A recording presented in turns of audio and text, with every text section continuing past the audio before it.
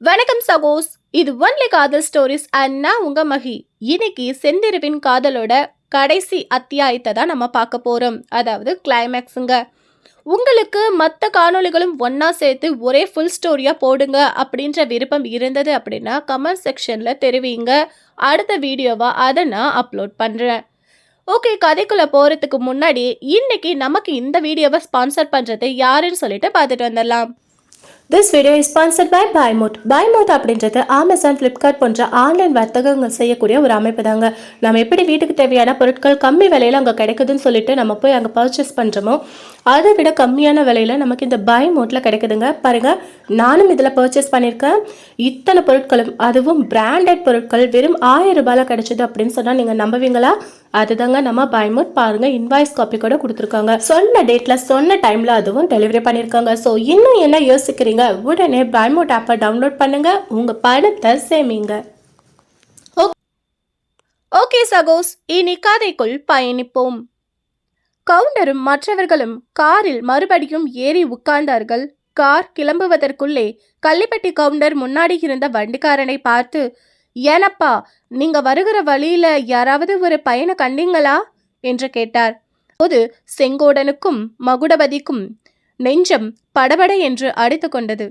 முன்வண்டிக்காரன், இல்லைங்களே, ஒரு காக்காய கூட வழியில காணுமே என்று பதில் சொன்னது காதில் விழுந்த பிறகுதான் அவர்களுடைய பதட்டம் அடங்கியது.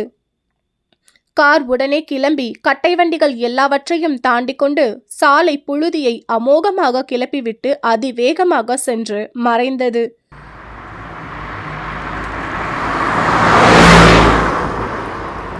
பிறகு செங்கோட கவுண்டன் மகுடபதியை பற்றி மேலும் விசாரித்தான்.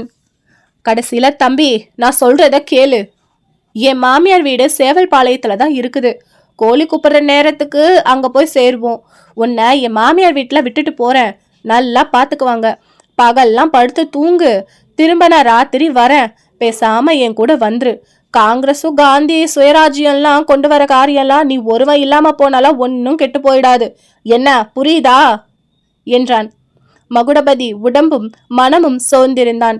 அந்த நிலைமையில் செங்கோட கவுண்டன் சொன்னது அவனுக்கு பக்குவமாய் பட்டது. ஆகட்டும் என்றான் மகுடபதி. ஆனால் வண்டி கடகடவென்று ஆடிக்கொண்டு போய்க் கொண்டிருந்த போது அவன் மனமும் ஊசலாடி கொண்டிருந்தது. வாஸ்தவன்தான், காங்கிரசும் காந்தி மகானும் நான் ஒருவன் இல்லாமலே காரியத்தை பார்த்து கொள்வார்கள். ஆனால் செந்திருவின் கதி என்ன? அவளும் எப்படியாவது போகட்டும் என்று விட்டுவிடுவதா என்ற கேள்வி அவன் மனதில் எழுந்து கொண்டே இருந்தது. அப்படியே கண்ணயர்ந்து விட்டான். கோயம்புத்தூருக்கு இப்பால் 6 மைல் தூரத்தில் சேவல்பாளையம் கிராமம் இருக்கிறது. பெரிய சாலையிலிருந்து பிரிந்து 1 மைல் தூரம் குறுக்கு பாதையில் போக வேண்டும். செங்கோடன் அங்கே தன் வண்டியை பிரித்து ஓட்டிக்கொண்டு போய் சேவல்பாளையம் சின்னசாமி கவுண்டர் வீட்டில் மகுடபதியை விட்டான். சின்னசாமி கவுண்டர் காலமாகி கொஞ்ச காலம் ஆயிற்று. செங்கோடனுடைய மாமியாரும் கல்யாணமாகாத ஒரு மைத்துனியும் 2 மைத்துனர்களும் தான் இருந்தார்கள். மைத்துனர்கள் சிறு பிள்ளைகள். அவர்கள் காங்கிரஸ் தொண்டன் மகுடபதியை பற்றி ரொம்பவும் கேள்விப்பட்டிருந்தார்கள். மகுடபதிக்கு அந்த வீட்டில் ராஜ உபச்சாரம் நடந்தது. செங்கோடன் வண்டியுடன் கோயம்புத்தூருக்கு கிளம்பிய போது மகுடபதி அவனிடம், அண்ணாச்சி, கோயம்புத்தூர்ல எனக்கு அவசியமாக ஒரு காரியம் ஆக வேண்டும். உன்னால முடியக்கூடிய காரியம்தான், செஞ்சுட்டு வரியா என்று கேட்டான். ஆகட்டும், என்ன காரியம் என்றான் செங்கோடன். பிரமாதமா ஒன்னும் இல்ல, பென்ஷன் சப்ஜெக்ட் ஐயாசாமி முதலியார் வீடு எங்க இருக்கிறதுன்னு மட்டும் விசாரிச்சுட்டு அடையாளம் தெரிஞ்சுக்கிட்டு வரணும், அவ்வளவுதான். அவரிடம் ஒரு முக்கியமான காரியம் எனக்கு இருக்குது. அதை முடிச்சிட்டு பிறகு ஊருக்கு வந்துடுறேன் என்றான் மகுடபதி. சரி என்று சொல்லிவிட்டு செங்கோடன் போனான். மகுடபதி அன்று முழுவதும் ஓய்வு எடுத்துக்கொண்டு இளைப்பாறினான். எப்படியோ அந்த வீட்டில் அவன் என்றும் அறியாத ஒரு மன அமைதியை அனுபவித்தான். வீட்டு பிள்ளைகள் 2 பேரும் மகுடபதியிடம் கலகலவென்று பேசிக்கொண்டும் காங்கிரஸையும் காந்தியையும் சிறைவாசத்தையும் பற்றி கேட்டுக்கொண்டும் இருந்தார்கள். அடிக்கடி அவர்கள் மகாத்மா காந்திக்கு ஜே, பாரத மாதாவுக்கு ஜே, மகுடபதிக்கு ஜே என்று கோஷித்து விட்டு புன்னகையுடன் மகுடபதியை கடைக்கண்ணால் பார்த்தார்கள். அவர்களுடைய அக்காவுக்கு 17, 18 வயது இருக்கலாம். படிப்பில்லாத பட்டிக்காட்டு பெண்தான். ஆனால் முகத்திலே நல்ல குறுகுறுப்பு இருந்தது. அவள் சுறுசுறுப்பாக அங்குமிங்கும் ஓடியாடி வீட்டு வேலைகளை கவனித்துக் கொண்டிருந்தாள். இடையிடையே மகுடபதியின் பேரில் ஒரு கடைக்கண் பார்வையும் மின்வெட்டை போல் வீசிவிட்டுத்தான் போனாள். இந்த மாதிரி ஒரு பெண்ணை கல்யாணம் செய்து கொண்டு சிவனேன் என்று அமைதியான கிராம வாழ்க்கை ஏன் நடத்தக்கூடாது என்று மகுடபதி எண்ணினான். செங்கோடனுடைய மாமியாருடன் அவன் பேசிக் கொண்டிருந்த போது இறந்து போன பாவாயை பற்றியும் அவளுக்கு கள்ளிப்பட்டி கவுண்டருக்கும் நடந்த கல்யாணத்தை பற்றியும் அவர்களுடைய இல்வாழ்க்கை பற்றியும் பல விவரங்கள் அறிந்தான். பாவாயி தான் அந்த வீட்டின் மூத்த பெண்.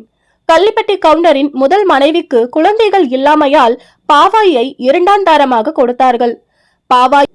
பாவாயிக்கு ஆண் குழந்தை பிறந்ததால் கள்ளிப்பட்டி கவுண்டரின் பெரிய சொத்து முழுவதும் அந்த குழந்தைக்கு வரும் என்று ஆசைப்பட்டு கொடுத்தார்கள். பாவாயிக்கு அவ்விதமே ஆண் குழந்தையும் பிறந்தது. ஆனாலும் அதற்கு பிறகு கள்ளிப்பட்டி கவுண்டர் மூன்றாந்தாரம் கல்யாணம் செய்து கொண்டார். பாவாயின் பிள்ளைக்கு 4 வயதான போது பாவாயி 2வது பிரசவத்திற்காக பிறந்த வீட்டிற்கு வந்திருந்தாள். கள்ளிப்பட்டி கவுண்டருக்கு அவள் மேல் எப்படியோ வெறுப்பு உண்டாகி அவளை அழைத்து உபத்திரவதைப்படுத்த ஆரம்பித்தான்.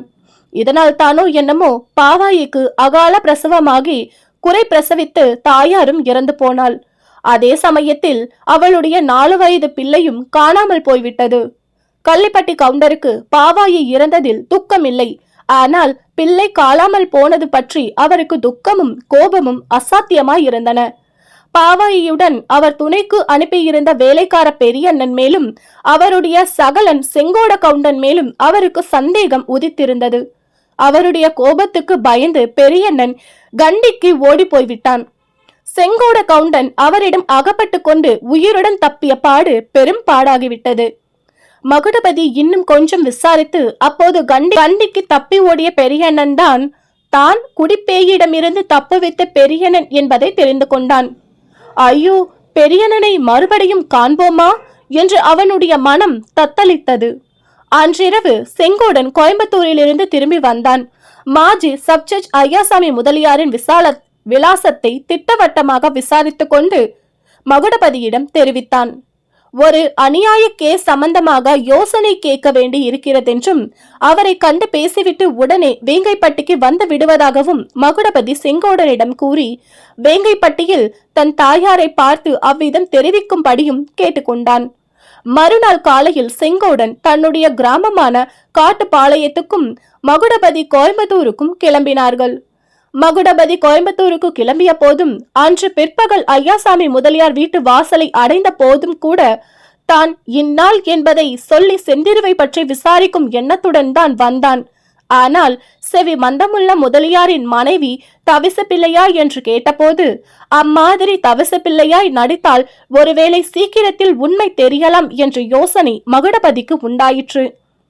காங்கிரஸ் விடுதிகளில் மகுடபதி சமையல் வேலையும் நன்றாய் கற்றுக்கொண்டிருந்தான். ஆகவே பங்கஜத்தின் தாயாருக்கு சந்தேகம் தோன்றாதபடி அவனால் சமையல் அறையில் வேலை செய்ய முடிந்தது.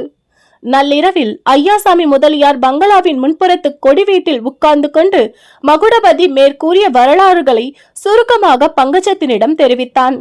அவன் சொல்லாவிட்டால் பங்கஜம் விடுகிற வழியாய் இல்லை. நாவல் பைத்தியம் முற்றியவளாச்சே பங்கஜம். நிஜ வாழ்க்கையில் நடக்கும் எவ்வளவு அபூர்வ சம்பவங்களை தெரிந்து கொள்ளாமல் விடுவாளா? ஆகவே மகுடபதி எதையாவது விட்டால் கூட பங்கஜம் நோண்டி நோண்டி கேட்டு விஷயங்களை தெரிந்து கொண்டாள். கடைசியாக மகுடபதி, இவ்வளவெல்லாம் நான் சிரமப்பட்டதில் என்ன பிரயோஜனம்? ஒன்றும் இல்லை. நாளைக்கு நான் மறுபடியும் பகிரங்கமாக மறியல் செய்து ஜெயிலுக்கு போய்விடுகிறேன் என்றான். உடனே அவன், இலை மறியலும் ஆச்சு, மண்ணாங்கட்டியும் ஆச்சு.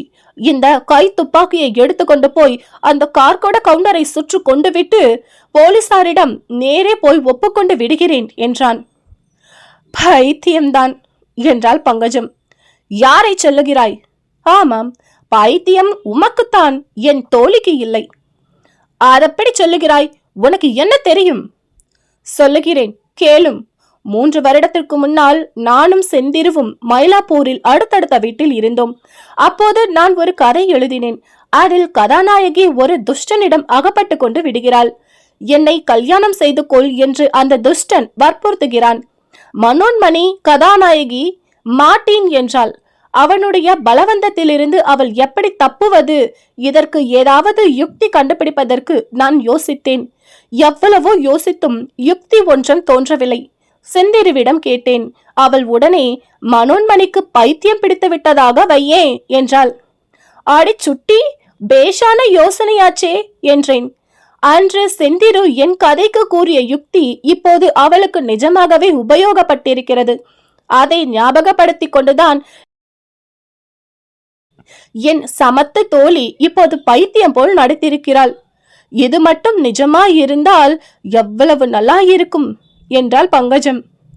ஆமாம் ஆமாம், இது மட்டும் நிஜமா இருந்தால் என்றான் மகுடபதி அளவற்ற ஆவலுடன். சந்தேகமே இல்லை, என் மனது சொல்லுகிறது. என் தோழிக்கு நிஜ பைத்தியம் இல்லை என்று அப்பா சொல்லும் போதே எனக்கு இது தோன்றிவிட்டது. ஆனால் அவரிடம் சொல்லி பிரயோஜனம் இல்லை என்றும் பேசாமல் கேட்டுக்கொண்டிருந்தேன். செந்திருவின் சமத்தே சமத்து. ஆனானப்பட்ட கார்கோட கவுண்டரையே போலீஸ் சூப்பரண்டையும் என் அப்பாவையும் கூட தனக்கு பைத்தியம்தான் என்று நம்பும்படி நடித்திருக்கிறாளே, அந்த கெட்டிக்காரியை எப்படியாவது விடுதலை செய்ய வேண்டியது நம்முடைய பொறுப்பு என்றாள் பங்கஜம். உன்னையும் பொறுப்பில் சேர்த்து கொண்டதற்காக ரொம்பவும் சந்தோஷம் என்றான் மகுடபதி. உம்மிடம் ஏதாவது பணம் இருக்கிறதா என்று பங்கஜம் கேட்டாள். காலனா கூட இல்ல, வேங்கப்பட்டிக்கு போய் எடுத்துக்கிட்டு தான் போகணும். சற்று பொறு என்று சொல்லிவிட்டு பங்கஜம் வீட்டுக்குள்ளே சென்றாள். 5 நிமிடத்திற்கு பிறகு திரும்பி வந்து மகுடபதியின் கையில் சில 10 ரூபாய் நோட்டுகளை கொடுத்தாள். உடனே இப்போதே கிளம்பு, பொழுது விடிந்து இங்கே இருந்தால் அப்பா பார்த்து விடுவார். அம்மாவை ஏமாற்றியது போல் அவரை ஏமாற்ற முடியாது. அவர் தெரிந்து கொண்டால் ஏதாவது அனர்த்தமாய் முடிந்தாலும் முடியும். போகிறேன். போய் என்னத்தை செய்வது? என்னத்தை செய்வதா? போய் 3 வேளையும் சாப்பிட்டு விட்டு சௌகரியமாய் படுத்து தூங்கே. ஒரு அனாதை பெண் எந்த கதி அடைந்தால் உமக்கென்ன? அவளுக்காக என் உயிரையும் கொடுக்க தயாராய் இருக்கிறேன். ஆனால் என்ன செய்வது என்று மட்டும்தான் தெரியவில்லை. சரி, நான் சொல்லிக் கொடுக்கிறேன். இந்த பணத்தை எடுத்துக்கொண்டு போய் தேவகிரி எஸ்டேட்டுக்கு பக்கத்தில் ஒரு ஊரில் இருந்து எஸ்டேட் பங்களாவில் உள்ள வேலைக்காரர்களை எப்படியாவது சிநேகிதம் செய்து கொள். அவர்கள் மூலமாக சொல்லி அனுப்பியோ கடிதம் அனுப்பியோ செந்திருவிடமிருந்து எனக்கு பைத்தியம் இல்லை என்று ஒரு கடிதம் மட்டும் எப்படியாவது வாங்கி கொண்டு வந்துவிடு. அப்புறம் அவளை மீட்டு கொண்டு வருவதற்கு நானாயிற்று என்றாள் பங்கஜம். மகுடபதி அவளுக்கு நன்றியும் வந்தனமும் கூறத் தொடங்கினான்.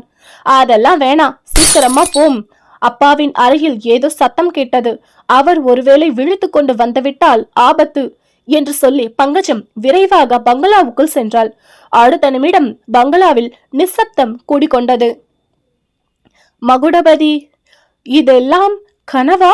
உண்மையில் நமது வாழ்க்கையில் நடப்பதுதானா என்ற திகைப்புடன் அங்கிருந்து எழுந்திருந்து வெளியே செல்ல தொடங்கினான். இந்த அர்த்த ராத்திரியில் எங்கே போவது, என்ன செய்வது என்று யோசிக்க கூட அவன் மனம் அப்போது சக்தி இழந்திருந்தது. உணர்வில்லாத இயந்திரம் போல் நடந்து சத்தம் செய்யாமல் காம்பவுண்ட் கேட்டின் கதவை திறந்து கொண்டு வெளியே வந்தான்.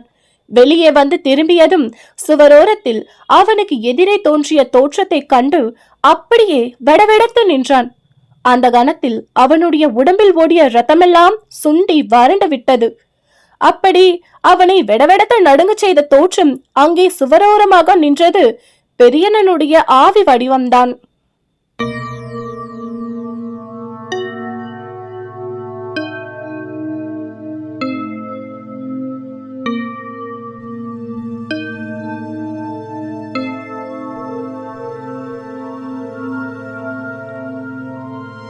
கவுண்டர்கள் இருவரும் செந்திருவை தேவகிரி எஸ்டேட் பங்களாவில் கொண்டு வந்து விட்டு போனதையும் செந்திரு தன்னை அடைத்திருந்த அறையின் கதவை பட்டீர் பட்டீர் என்று அடித்ததையும் பார்த்தோம். கதவை அடிப்பதனால் கை நோவதை தவிர வேறு பயனில்லை என்று அவள் கண்டபோது திரும்பிச் சென்று அந்த அறையில் கிடந்த கட்டிலில் குப்புற படுத்துக்கொண்டு விம்மி அழுதாள். கண்ணீர் ஆறாய் பெருகி வெகு நேரம் அழுது கொண்டே இருந்தாள். அழுகையின் போது எப்படியோ வேரி சிறிது சிறிதாக குறைந்து கொண்டு வந்தது. மனதில் ஒருவித அமைதி உண்டாயிற்று. அப்படியே நித்திரையில் ஆழ்ந்தாள். அம்மா அம்மா என்ற மிருதுவான குரலை கேட்டு செந்திரு கண் விழித்த போது 10 மணிக்கு மேலிருக்கும். அவளை எழுப்பியவள் பங்களாவின் வேலைக்காரி பவளமணி. அறிவு தெளிந்தபோது செந்திரு தான் ரொம்பவும் பலவீனமாய் இருப்பதை உணர்ந்தாள். முதல் நாள் இரவு ஒன்றன் பின் ஒன்றாக தொடர்ந்து வந்த பயங்கர சம்பவங்களினாலும் அவற்றினால் உள்ளத்தில் ஏற்பட்ட பீதி, கோபம், துன்பம் முதலிய கிளர்ச்சிகளினாலும் போதிய உணவும் உறக்கமும் இல்லாதபடியாலும் அவள் தேகம் மிகவும் சோர்வடைந்திருந்தது. உள்ளமும் களைப்படைந்திருந்தது. அவளுடைய திக்கற்ற நிலைமையை உள்ளபடி உணர்ந்து துக்கப்படுவதற்கு வேண்டிய சக்தி கூட அவளுக்கு அச்சமயம் இல்லாமல் இருந்தது. அவளுடைய தேகமும் மனமும் அவ்வளவு பலவீனப்பட்டிருந்ததன் காரணமாக அச்சமயம் யார் என்ன சொன்னாலும் கேட்கக்கூடிய நிலைமையில் அவள் இருந்தாள். வேலைக்காரி சொன்னபடி எழுந்திருந்து பல் துலக்கி முகம் கழுவினாள். அவள் கொண்டு வந்திருந்த ஆப்பத்தையும் காப்பியையும் சாப்பிட்டாள். பவளமணி பாத்திரங்களை எடுத்து போன பிறகு அறையின் கதவு திறந்திருப்பதை செந்திரு கவனித்தாள். மெதுவாக எழுந்து வெளியே வந்தாள். ஒருவரும் அவளை தடை செய்யவில்லை. ஹாலை கடந்து பங்களாவின் வாசற்புறம் வந்து பார்த்தாள். பார்த்து கொண்டே நின்றாள். சிறிது சிறிதாக அவளுடைய உடம்பில் ஜீவசக்தி உண்டாகி வந்தது. உள்ளமும் வேலை செய்ய ஆரம்பித்தது. ஒரு புறத்தில் அவள் கண்முன் தோன்றிய அழகிய அற்புதமான இயற்கை காட்சி அவளை வசீகரித்தது. ஆஹா, என்ன அழகான இடம் என்று மனம் வியந்தது. மற்றொரு புறத்தில் அந்த அழகான இடத்தில் தான் சிறைப்பட்டிருப்பதும், அங்கிருந்து ஒருவேளை கார்கோட கவுண்டரின் மனைவியாகத்தான் வெளியே போகக்கூடும் என்பதையும் நினைவிற்கு வந்தது. அப்போது அவளுடைய நெஞ்சை யாரோ முறித்து பிழிவது போல் இருந்தது.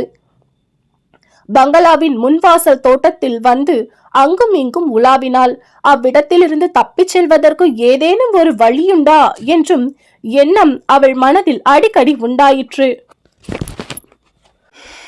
சுற்றுமுற்றும் பார்க்க பார்க்க அது எவ்வளவு அசாத்தியமான காரியம் என்பதுதான் நிச்சயமாக தெரிந்தது. பங்களாவுக்கும் தோட்டத்துக்கும் இடது புறத்தில் சரிவான மலை உயர்ந்திருந்தது.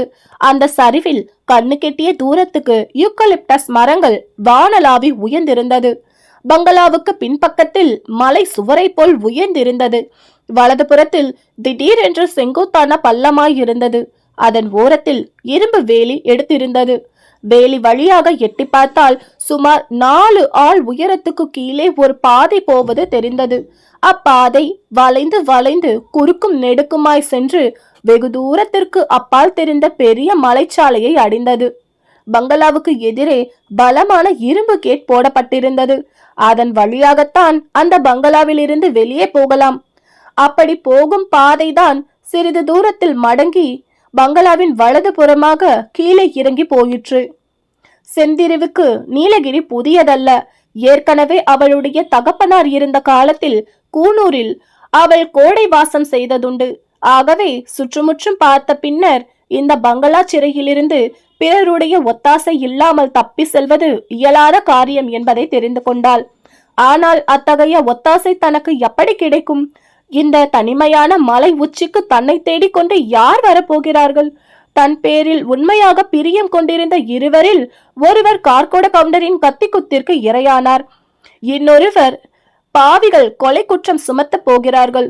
ஆகவே தான் விடுதலையாகி சென்று அவரை காப்பாற்றினால் தான் உண்டு. அவர் வந்து தன்னை காப்பாற்ற போவதில்லை. பின் யார் தனக்கு ஒத்தாசை செய்ய போகிறார்கள்? ஐயோ, 3 வருடம் சித்தப்பாவின் வீட்டில் சிறையில் இருந்து பிறகு தப்பித்து செல்ல முயன்றதன் பலன் இதுதானா?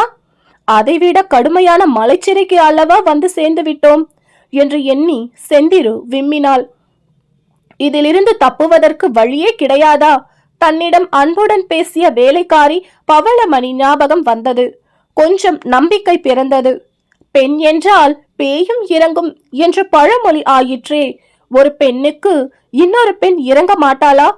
இந்த எண்ணத்துடன் செந்திரு வேலைக்காரியுடன் சிநேகிதம் செய்து கொள்ள தொடங்கினாள். பவளமணி செந்திருவிடம் அன்பும் அனுதாபமுமாய் பேசினாள். செந்திரு தன்னுடைய மனதை திறந்தபோது பவளமணி அவளுக்காக கசிந்துருகுவதாக காட்டிக்கொண்டாள். ஆனால் நான் என்ன செய்வேன் தாயே?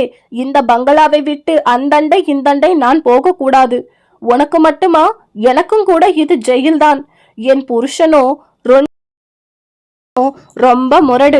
ஏதாவது சந்தேகம் தட்டினால் என்னை கத்தியால் குத்தி விடுவான் என்றாள். பவளமணி தன் புருஷனை பற்றி சொன்னது என்னமோ ரொம்ப சரிதான். இவனுடைய முகத்தை பார்க்கவே பயங்கரமாயிருந்தது. செந்திருவிடம் அவன் ஒரு வார்த்தையும் பேசவில்லை. செந்திரு பேசினால் அவன் காது கொடுத்து கேட்பார் என்றும் தெரியவில்லை. அவன் பாட்டுக்கு அவன் காரியத்தை செய்து கொண்டிருந்தான். பங்களாவுக்கு உள்ளே இருக்கும்போது அவன் தோட்டத்தின் இரும்பு கேட்டை பூட்டி சாவியை பத்திரமாக மடியில் வைத்திருந்தான். வெளியே போகும்போதும் கேட்டை பூட்டி சாவியை எடுத்துக்கொண்டுதான் போனான். 3 தினங்கள் கழித்து ஒரு நாள் 2 கவுண்டர்களும் வந்தார்கள். செந்திரு அவர்களுடைய காலில் விழுந்து தன்னுடைய சொத்தையெல்லாம் எடுத்துக்கொண்டு தன்னை விட்டுவிடும்படி கேட்டுக்கொண்டாள். இதனால் அவர்களுடைய கோபம்தான் அதிகமாயிற்று. கல்யாண தேதி குறிப்பிட்டாகி விட்டதென்றும் அவள் நல்லபடியாய் சம்மதிக்கவிட்டால் பலவந்தமாக கல்யாணம் நடத்தப்படும் என்றும் தெரியப்படுத்தினார்கள். அதோடு அடுத்த தடவை தாங்கள் வரும்போது அவளே இஷ்டப்பட்டு கார்கோட கவுண்டரை கல்யாணம் செய்து கொள்வதாக ஒரு காகிதத்தில் எழுதி கையெழுத்து போட்டு தர வேண்டும் என்றும் கூறிவிட்டு போனார்கள். செந்திருவுக்கு பிராணனை விட்டுவிடலாம் என்ற எண்ணம் அடிக்கடி உதித்தது. ஆனால் மகுடபதியின் மீது கொலை குற்றம் சாட்சி இருக்கிறார்கள் என்பது நினைவுக்கு வந்தபோது அவள் சாக விரும்பவில்லை. தனக்காக இந்த பெரிய கஷ்டத்துக்குள்ளானவரை எப்படியாவது காப்பாற்ற வேண்டும், அதற்காக தன் உயிரோடு இருக்க வேண்டும் என்பது அவசியமாயிற்று. ஆனால் கார்கோட கவுண்டரை கல்யாணம் செய்து கொள்வது கனவிலும் நினைக்க முடியாத காரியம். கல்யாணத்தை எப்படி தடை செய்வது? இம்மாதிரி யோசித்து யோசித்து கடைசியில் பங்கஜம் ஊகித்த வண்ணமே தனக்கு பைத்தியம் பிடித்து விட்டதாக நடிப்பது என்று முடிவுக்கு வந்தாள். வேலைக்கார பவளமணி இதை சொல்லி தனக்கு உண்மையில் பைத்தியம்தான் என்று மற்றவர்கள் நினைக்கும்படி செய்வதற்கு உதவி புரிய வேண்டும் என்றும் அவளுடைய புருஷன் குப்பண்ண கவுண்டனின் கூட ரகசியத்தை சொல்லக்கூடாது என்றும் கேட்டுக்கொண்டாள். பவளமணியும் இதற்கு சம்மதித்தாள். ஆனால் இவர்களுடைய பேச்சை குப்பண்ணன் ஒட்டு கேட்டுக்கொண்டிருந்த விவரம் செந்திருவுக்கும் பாவாயிக்கும் பவளமணிக்கும் தெரியாது. கார்கோட கவுண்டரிடம் மேற்படி சூழ்ச்சியை குப்பண்ண கவுண்டன் தெரியப்படுத்திய போது அவருடைய முகத்தில் புன்னகை தாண்டவமாடியது. மாஜி சப்ஜெக்ட் ஐயாசாமி முதலியாரும் டெபுட்டி சூப்பர்டென்ட் சங்கநாதம் பிள்ளையும் செந்திரு விஷயமாக புலன் விசாரிக்கிறார்கள் என்று கார்கோட கவுண்டருக்கு தெரியும். அவர்களை சரிப்படுத்துவதற்கு செந்திருவின் நடிப்பு பைத்தியம் உபயோகமாய் இருக்கும் என்றும் அவர் கருதினார். அவ்விதமே அவர் உபயோகித்து வெற்றியடைந்தார் என்பதை முன்னமே பார்த்தோம். மேற் சொன்னபடி பிரமுகர்கள் தேவ்கிரிக்கு வந்து அன்று காலையில் வேலைக்காரி பவளமணி செந்திருவிடம் வந்தாள். அம்மா, என்னத்த சொல்ல, இன்னைக்கு கல்யாணம் நிச்சயம் செய்யறதுக்கு யாரும் வரப்போறாங்களாம் என்று தெரிவித்தாள். செந்திருவிற்கு பகீர் என்றது. வழக்கத்தை விட அதிகமாக பைத்தியக்காரத்தனம் நடிப்பதென்று அவள் தீர்மானித்தாள். மத்தியானம் அவள் அறைக்கு போன சமயம் பார்த்து குப்பண்ண கவுண்டன் அறை கதவை சாத்தி வெளிப்புறம் தாளிட்டதுடன் பவளமணிக்கும் கதவை திறக்காதே என்றும் உத்தரவு பிறப்பித்தார். அதே சமயத்தில்தான் ஐயாசாமி முதலியாரும் சங்கநாதம் பிள்ளையும் கவுண்டர்களுடன் வந்தார்கள். வந்து பார்த்து இல்லை, பார்க்காமலே பரிதாபப்பட்டு விட்டு போய் சேர்ந்தார்கள். அவர்கள் திரும்பி போக மோட்டார் ஏறும் சமயத்தில் பேசிக் கொண்டிருந்ததை பவளமணி வந்து தெரிவித்த போது செந்திரு, ஐயோ, இது என்ன விபரீதம் என்று அரண்டு போனாள். வந்தவர்களில் ஒருவர் இந்த பெண்ணை குற்றாலத்துக்கு அழித்து போங்கள் என்றாராம். இன்னொருவர் சென்னை பட்டணத்திற்கு பைத்தியக்கார ஆஸ்பத்திரிக்கு கொண்டு போய் விடுங்கள் என்றாராம். ஆமாம், சென்னை பட்டணத்துக்கு அனுப்பலாம் என்று தான் உத்தேசம் என்றும் கார்கோட கவுண்டனும் சொன்னாராம். கடவுளே, பிள்ளையார் பிடிக்க போய் குரங்காக மாறிடுச்சே என்று செந்திரு கதி கலங்கினாள். பைத்தியக்கார ஆஸ்பத்திரிக்கு போனா நிஜமாவே பைத்தியம் பிடிச்சிடும் என்பார்களே, தனக்கும் அந்த கதிதானா? வந்திருந்த பெரிய மனுஷர்கள் யார் என்று ஏதாவது தெரியுமா என செந்திரு பவளமணியிடம் கேட்டாள். எனக்கு தெரியாதம்மா, ஒருத்தர் முதலியார் போலிருக்கு, முதலியார்னு கூப்பிட்டு இருந்தாங்க என்ற பவளமணி சொன்னதும் செந்திருவுக்கு மறுபடியும் கல்லை தூக்கி தலையில் போட்டது போல் இருந்தது. ஏனென்றால் வந்திருந்தவர்கள் போகும்போது பேசிய 2 வார்த்தைகள் அவள் காதில் விழுந்த போது ஏதோ தெரிந்த குரல் போல் இருந்தது என்ற சந்தேகம் ஒரு வினாடி அவளுக்கு உண்டாயிற்று. எனவே இப்போது, ஐயோ, ஒருவேளை அவர் பங்கஜத்தின் தந்தை ஐயாசாமி முதலியார் தானோ? அப்படி இருந்தால் என்னுடைய பைத்திய நடிப்பு உண்மையிலே பைத்தியக்காரத்தனமாக அல்லவா ஏற்பட்டு விட்டது? சுவாமி, பழனி ஆண்டவரே, இப்படியா என்னை சோதிக்க வேண்டும் என்று செந்திரு கதறினாள். இப்படி வெகு நேரம் கவலைப்பட்ட பிறகு பழனி ஆண்டவனை வழிகாட்டினார் என்று சொல்லும்படியாக ஒரு வழி தென்பட்டது. செந்திரு அங்கே வந்தது முதல் தினம் சாயங்காலத்தில் ஒரு காட்சியை கண்டு வந்தாள். அந்த பங்களாவுக்கு எதிரே கொஞ்ச தூரத்தில் தோன்றிய ஒரு மலை மேலிருந்து ஒரு சாமியாரும் அவருடன் ஒரு பையனும் இறங்கி வருவார்கள்.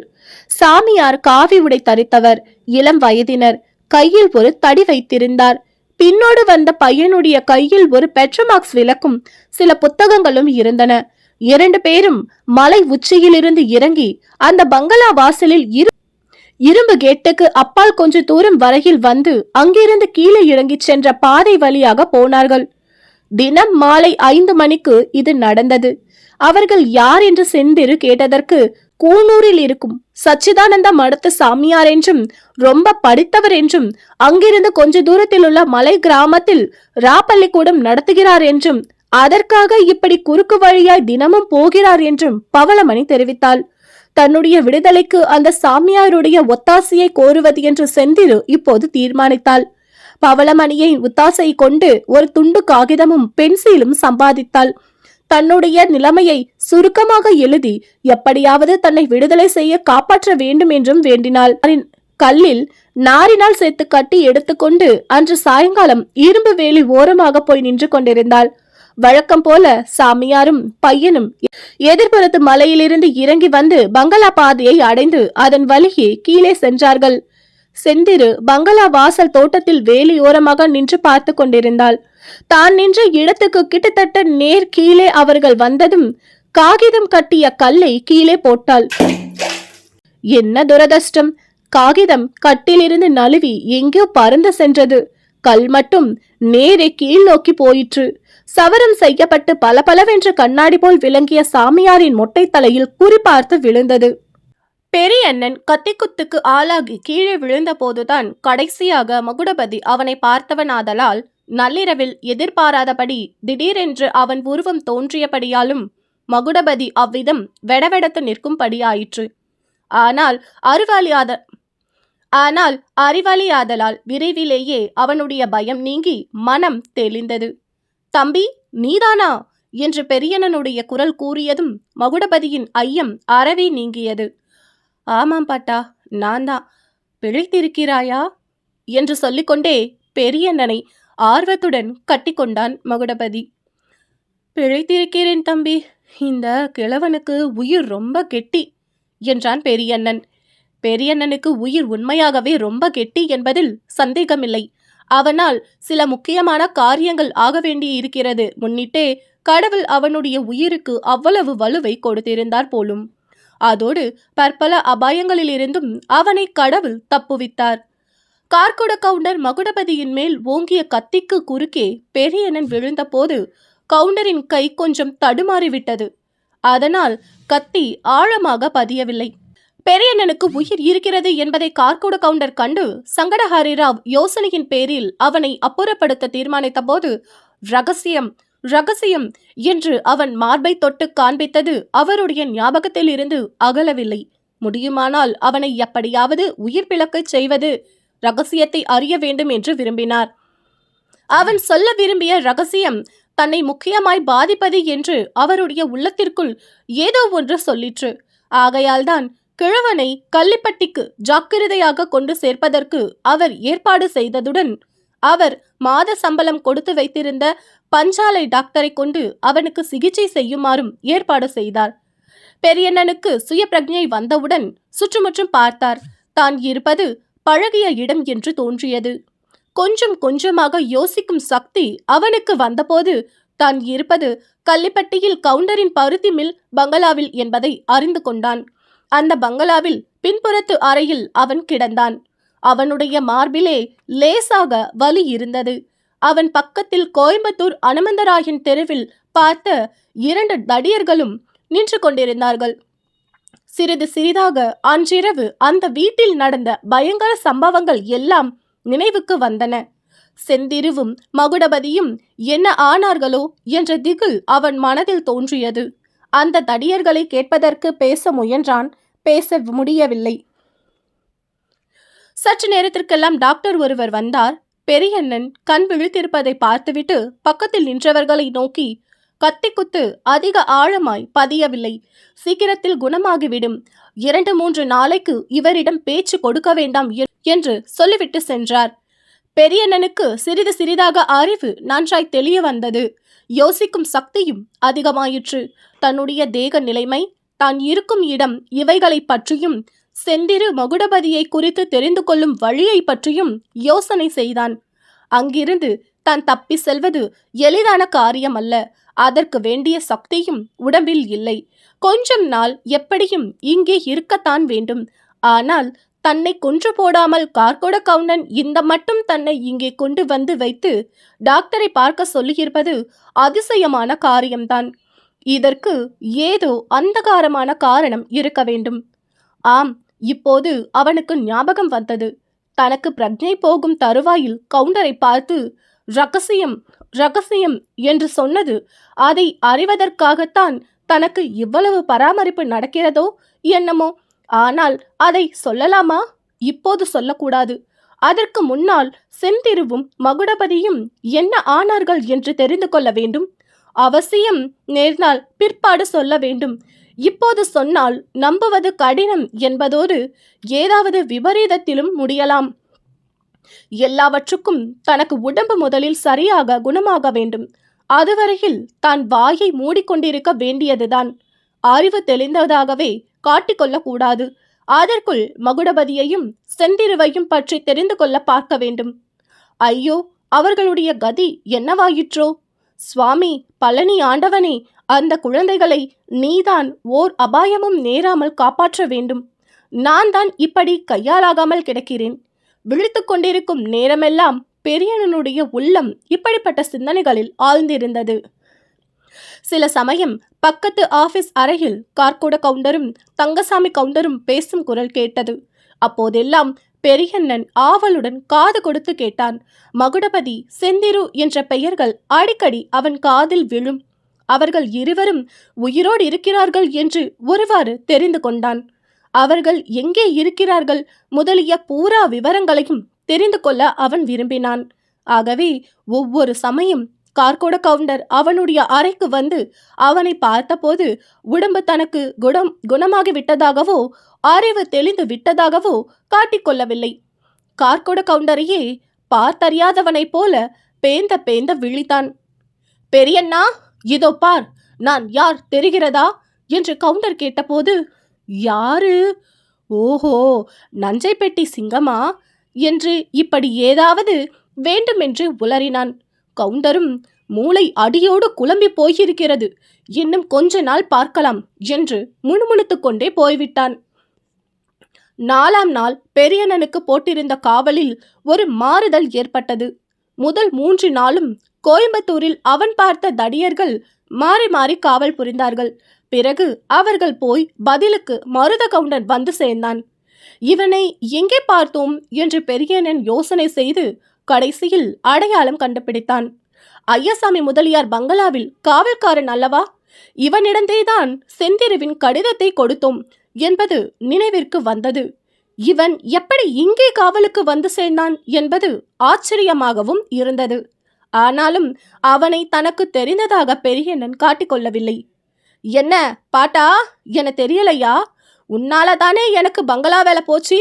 நீ ஒரு பீத்தல் கடதாசியை கொண்டு வந்து கொடுத்தல்ல, எனக்கு சனியம் பிடிச்சது என்று மருத கவுண்டன் சொன்னபோது கூட பெரியண்ணன் சும்மா திருவென்று விழித்தானே தவிர வேறு வார்த்தை பேசவில்லை. இப்படியெல்லாம் பாசாங்கு செய்து கொண்டு அவன் எதற்காக காத்திருக்கிறானோ அந்த நோக்கம் கடைசியாக நேற்று நிறைவேறியது.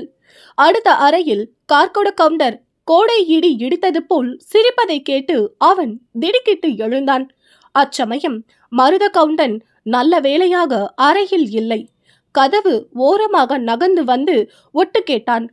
கார்கோட கவுண்டன் சிரிப்பை நிறுத்திவிட்டு, ரொம்ப தரமா போச்சு, பழம் நழுவி பாலிலே விழுந்தது, பைத்தியம் பிடித்து விட்டதா பைத்தியம், வேஷமா போடுகிறாள், சபாஷ் அப்பா சபாஷ் என்று கத்திவிட்டு மறுபடியும் சிரித்தார். எதற்காக இப்படி சந்தோஷப்படுகிறார்கள் எனக்கு ஒன்றும் புரியவில்லை என்றது தங்கசாமி கவுண்டரின் ஈனக்குரல். உனக்கு ஒன்றும் புரியாது, நீ பச்சை குழந்தை, வாயில் விரலை வைத்தால் கூட கடிக்க தெரியாது. என்னதான் விஷயம் சொல்லுங்களேன். அட பைத்தியமே, அந்த வேலையற்ற ஐயசாமி முதலியாரும் சங்கநாதம் பிள்ளையும் நம்ம விஷயத்தில் தலையிடுகிறார்களே, அவர்களை எப்படி சரி கட்டுவது என்று கவலைப்பட்டு கொண்டிருந்தேன். கடவுளே நம்முடைய கட்சியில் இருந்து இந்த பெண்ணுக்கு இப்படிப்பட்ட புத்தியை உண்டாக்கினார். அவர்களை நாமே தேவகிரி எஸ்டேட்டுக்கு அழைத்து கொண்டு போய் பொண்ணுக்கு சித்தப்பிரமை என்று நிரூபித்து விடலாம். அப்புறம் அவர்கள் ஏன் தலையிடப் போகிறார்கள்? இவ்வாறு 2 கவுண்டர்களும் நெடுநேரம் பேசிக் கொண்டிருந்ததிலிருந்து பெரியண்ணன் தெரிந்து கொள்ள விரும்பிய முக்கிய விஷயங்கள் அவனுக்கு தெரிய வந்தன. செந்திருவை கூனூருக்கு பக்கத்தில் தேவகிரியில் வைத்திருக்கிறார்கள். அவள் கவுண்டருடன் கல்யாணத்தை தடுப்பதற்காக பைத்தியம் கொண்டவள் போல் நடிக்கிறாள்.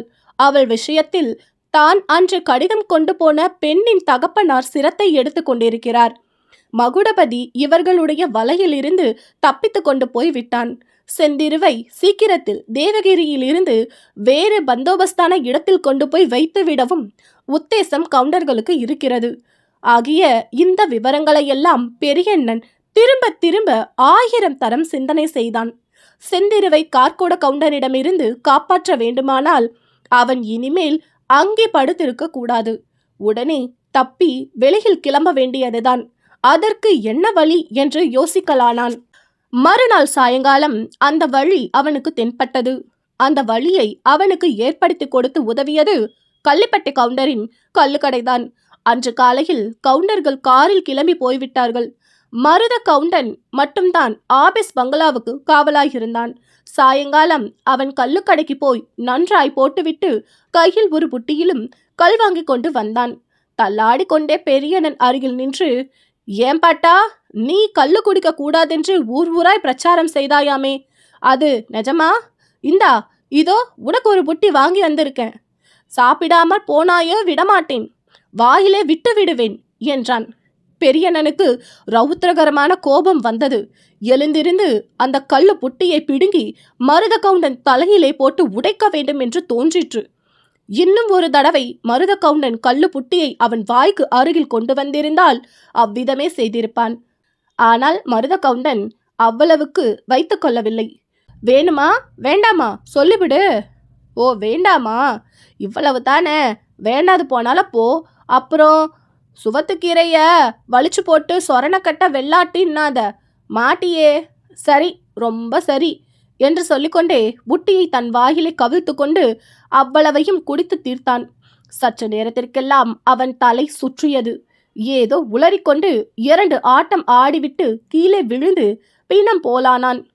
இதைவிட நல்ல சந்தர்ப்பம் கிடைக்காதென்று பெரியண்ணன் மெதுவாக அங்கிருந்து கிளம்பி வெளியில் வந்தான்.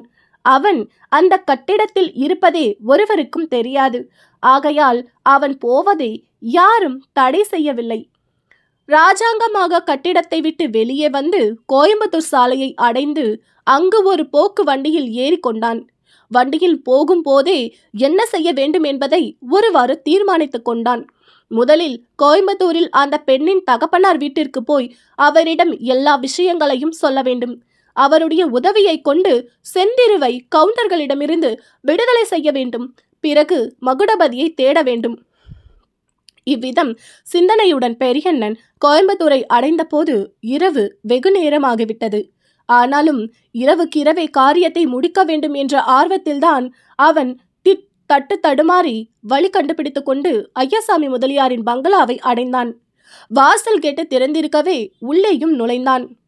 அப்போதுதான் கொடி வீட்டில் பேச்சு குரல் கேட்டது. மகுடபதியின் குரல் மாதிரியும் இருந்தது. மரத்தின் மறைவில் நின்று சற்று நேரம் கேட்டான். நிலைமை ஒருவாறு புரிந்தது. பங்கஜம் உள்ளே பணம் எடுக்க போன போது சட்டென்று கேட்டுக்கு வெளியே வந்து நின்று மகுடபதிக்காக காத்திருந்தான். மேற்கூறிய விவரங்களையெல்லாம் கோயம்புத்தூர் ரயில்வே ஸ்டேஷனில் உட்கார்ந்து கொண்டு மகுடபதி கேட்டான். தன்னுடைய கதையையும் பெரியண்ணனுக்கு சொன்னான்.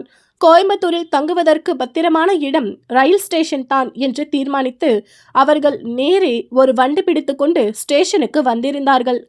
மறுநாள் காலையில் புறப்படும் ரயிலில் கூனூருக்கு போய் எப்படியாவது செந்திருவை கண்டுபிடித்து விடுதலை செய்வது என்று அவர்கள் பேசி முடிவு செய்தார்கள். தம்பி, கூனூர் நம் இருவருக்கும் புதியதாயிற்றே. அங்கே நமக்கு தெரிந்தவர்கள் யாருமே இல்லையே. எங்கே தங்குவோம்? எப்படி கவுண்டர் பங்களாவை கண்டுபிடிப்போம்? யார் நமக்கு உதவி செய்வார்கள் என்று பெரியண்ணன் விசாரித்து கேட்டான். பாட்டா, நீ கவலைப்படாத. கூனூர்ல சாமியார் ஒருவர் இருக்காரு. சச்சிதானந்த மடம் என்று ஒரு மடம் ஏற்படுத்தி கொண்டிருக்கிறாரு. அவரை எனக்கு நல்லா தெரியும். பல தடவை அவரை நான் மத உபநிஷத்துக்காக அழைத்து வந்திருக்கேன். அவரை போய் பிடிப்பலாம். அநியாயம் அக்கிரமம் என்றால் அவருக்கு ஆகாது. இந்த விஷயத்துல நமக்கு கட்டாயம் உதவி செய்வாரு என்றான் மகுடபதி. அதே சமயத்தில் மேற்படி சாமியார் மண்டையில் கல் விழுந்து காயத்துக்கு கட்டு போட்டுக்கொண்டு வலியினால் அவஸ்தைப்பட்டு கொண்டிருந்தார் என்பது அவனுக்கு எப்படி தெரியும்? மகுடபதியும் பெரியண்ணனும் மறுநாள் மத்தியம் கூனூரில் உள்ள சச்சிதானந்த மடத்தை எவ்வித இடையூறும் இல்லாமல் போய் அடைந்தார்கள். மடத்தின் தலைவர் சுவாமி மகானந்தர் தலையில் கட்டுடன் படுத்திருப்பதை கண்டதும் மகுடபதி திடுக்கிட்டான். அவரிடம் மகுடபதிக்கு விசேஷ பக்தி உண்டு. சாமியாருக்கு மகுடபதியிடம் அதிக பிரமை. அவனை அரசியல் தொண்டை விட்டுவிட்டு தம்முடன் சேர்ந்து பரமார்த்த தொண்டை செய்ய வரும்படி சாமியார் சில சமயம் அழைத்ததுண்டு. மகுடபதி அதற்கு இணங்காமல் இருந்ததற்கும் முக்கிய காரணம் அவனுடைய இருதய அந்தரங்கத்தில் குடிக்கொண்டிருந்த செந்திருவின் நினைவுதான் என்று சொல்லலாம். அரசியல் கிளர்ச்சியில் அவனுக்கு இருந்த ஆர்வமும் ஒரு காரணம்தான். சமீபத்தில் ஒரு வருட காலமாக அவன் கூனூர் மடத்துக்கு வரவே இல்லை. தான் அரசியலில் ஈடுபட்டவனாதலால் மடத்துக்கு தன் மூலமாய் போலீஸ் தொந்தரவு ஏற்படக்கூடாது என்று அவன் கருதினான். இப்போது மண்டையில் கட்டுடன் சாமியாரை பார்த்ததும் அவன் பரபரப்புடன், சாமி, தங்களுக்கு என்ன நேர்ந்து விட்டது? தங்களிடம் ஒரு உதவி கேட்கலாம் என்று எண்ணியல்லவா நான் வந்தேன் என்றான். வீணாக ஒருவர் மேல் சந்தேகப்பட்டதால் வந்த விபத்து இது. ஆண்டவனுடைய தண்டனை என்றான் சுவாமியார். தாங்களாவது ஒருவர் மேல் வீணாக சந்தேகப்பட்டவனாவது, ஆண்டவன் தண்டனையாவது ஒன்றையும் நம்ப முடியவில்லையே என்றான் மகுடபதி. கார்கோட கவுண்டரை பற்றி கேட்டிருக்கிறாயோ இல்லையோ என்று சாமியார் சொன்னதும் மகுடபதிக்கு எவ்வளவு வியப்பாய் இருக்கிறது என்று சொல்லவே வேண்டியதில்லை. ஆமா ஆமா, அவருக்கு என்ன சாமி ஒருவேளை என்று மகுடபதி திடுக்கிட்டு கேட்டான். அதெல்லாம் ஒன்றுமில்லை. அவர் என்னை அடித்து போட்டார் என்று பயப்படுகிறாயா? மனுஷன் செய்யக்கூடியவன் தான். ஆனால் அதற்கு முன்னாலேயே சாமி என்னை தண்டித்து விட்டாரே. என்ன சாமி, திரும்ப திரும்ப தண்டனை என்ன சொல்லுகிறீர்கள்? சொல்லுகிறேன். இந்த ஊருக்கு கொஞ்ச தூரத்தில் கார்கோட கவுண்டருக்கு ஒரு எஸ்டேட் இருக்கிறது. தேவகிரி என்று பெயர். அங்கே ஒரு பங்களாவும் இருக்கிறது. அந்த பங்களாவை பற்றி என்னெல்லவோ கெட்ட பெயர் உண்டு. கவுண்டருடைய விரோதிகளை அங்கே கொண்டு வந்து தீர்த்து விடுகிறார்கள் என்று வதந்தி. 6 மாதத்திற்கு முன்பு யாரோ ஒரு பணக்கார பையனை அங்கே கொண்டு வந்து ஜெயிலிலே வைக்கிறார் போல் வைத்தது. 16,000 ரூபாய் நோட்டு எழுதி வைத்து கொண்டுதான் விட்டாராம். இன்னும் அங்கே அநாத பெண்களை கொண்டு வந்து சிறைப்படுத்தி வைத்து அட்டூழியங்கள் செய்வது பற்றியும் கர்ண கடூரமான விவரங்கள் கேள்விப்பட்டிருக்கிறேன். இருக்கட்டும் தம்பி, உன்னை பார்த்தால் 1 மாதம் பட்டினி கிடந்தவள் மாதிரி இருக்கிறது.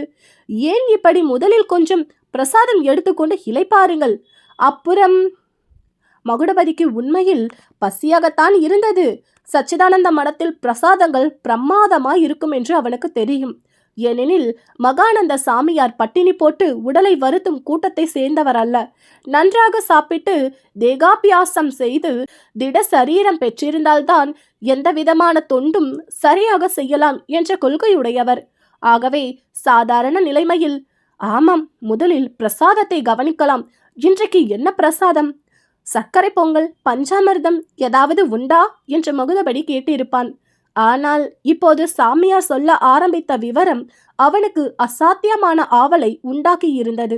அதுவும் பெண்களை பற்றிய அட்டூழியங்கள் என்று சாமியார் குறிப்பிட்டவுடன் மகுடபதியின் உடம்பில் உள்ள இரத்தம் கொதிக்க ஆரம்பித்து தேகமெல்லாம் தகதகவென்று எரிந்தது.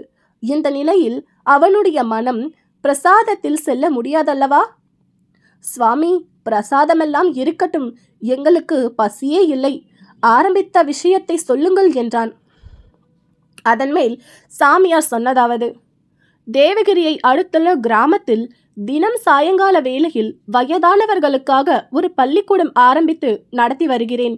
1 மாதமாக நடக்கிறது. அந்த கிராமத்துக்கு குறுக்கு வழி தேவகிரி பங்களாவின் ஓரமாக போகிறது. தினமும் அந்த வழியாக தான் 1 மாதமாய் நான் போய்கொண்டு வருகிறேன். பங்களாவுக்கு சமீபமாய் நான் போகும்போதெல்லாம் அதை பற்றி நான் கேள்விப்பட்டிருக்கும் விஷயங்கள் என் ஞாபகத்துக்கு வந்து கொண்டிருந்தன.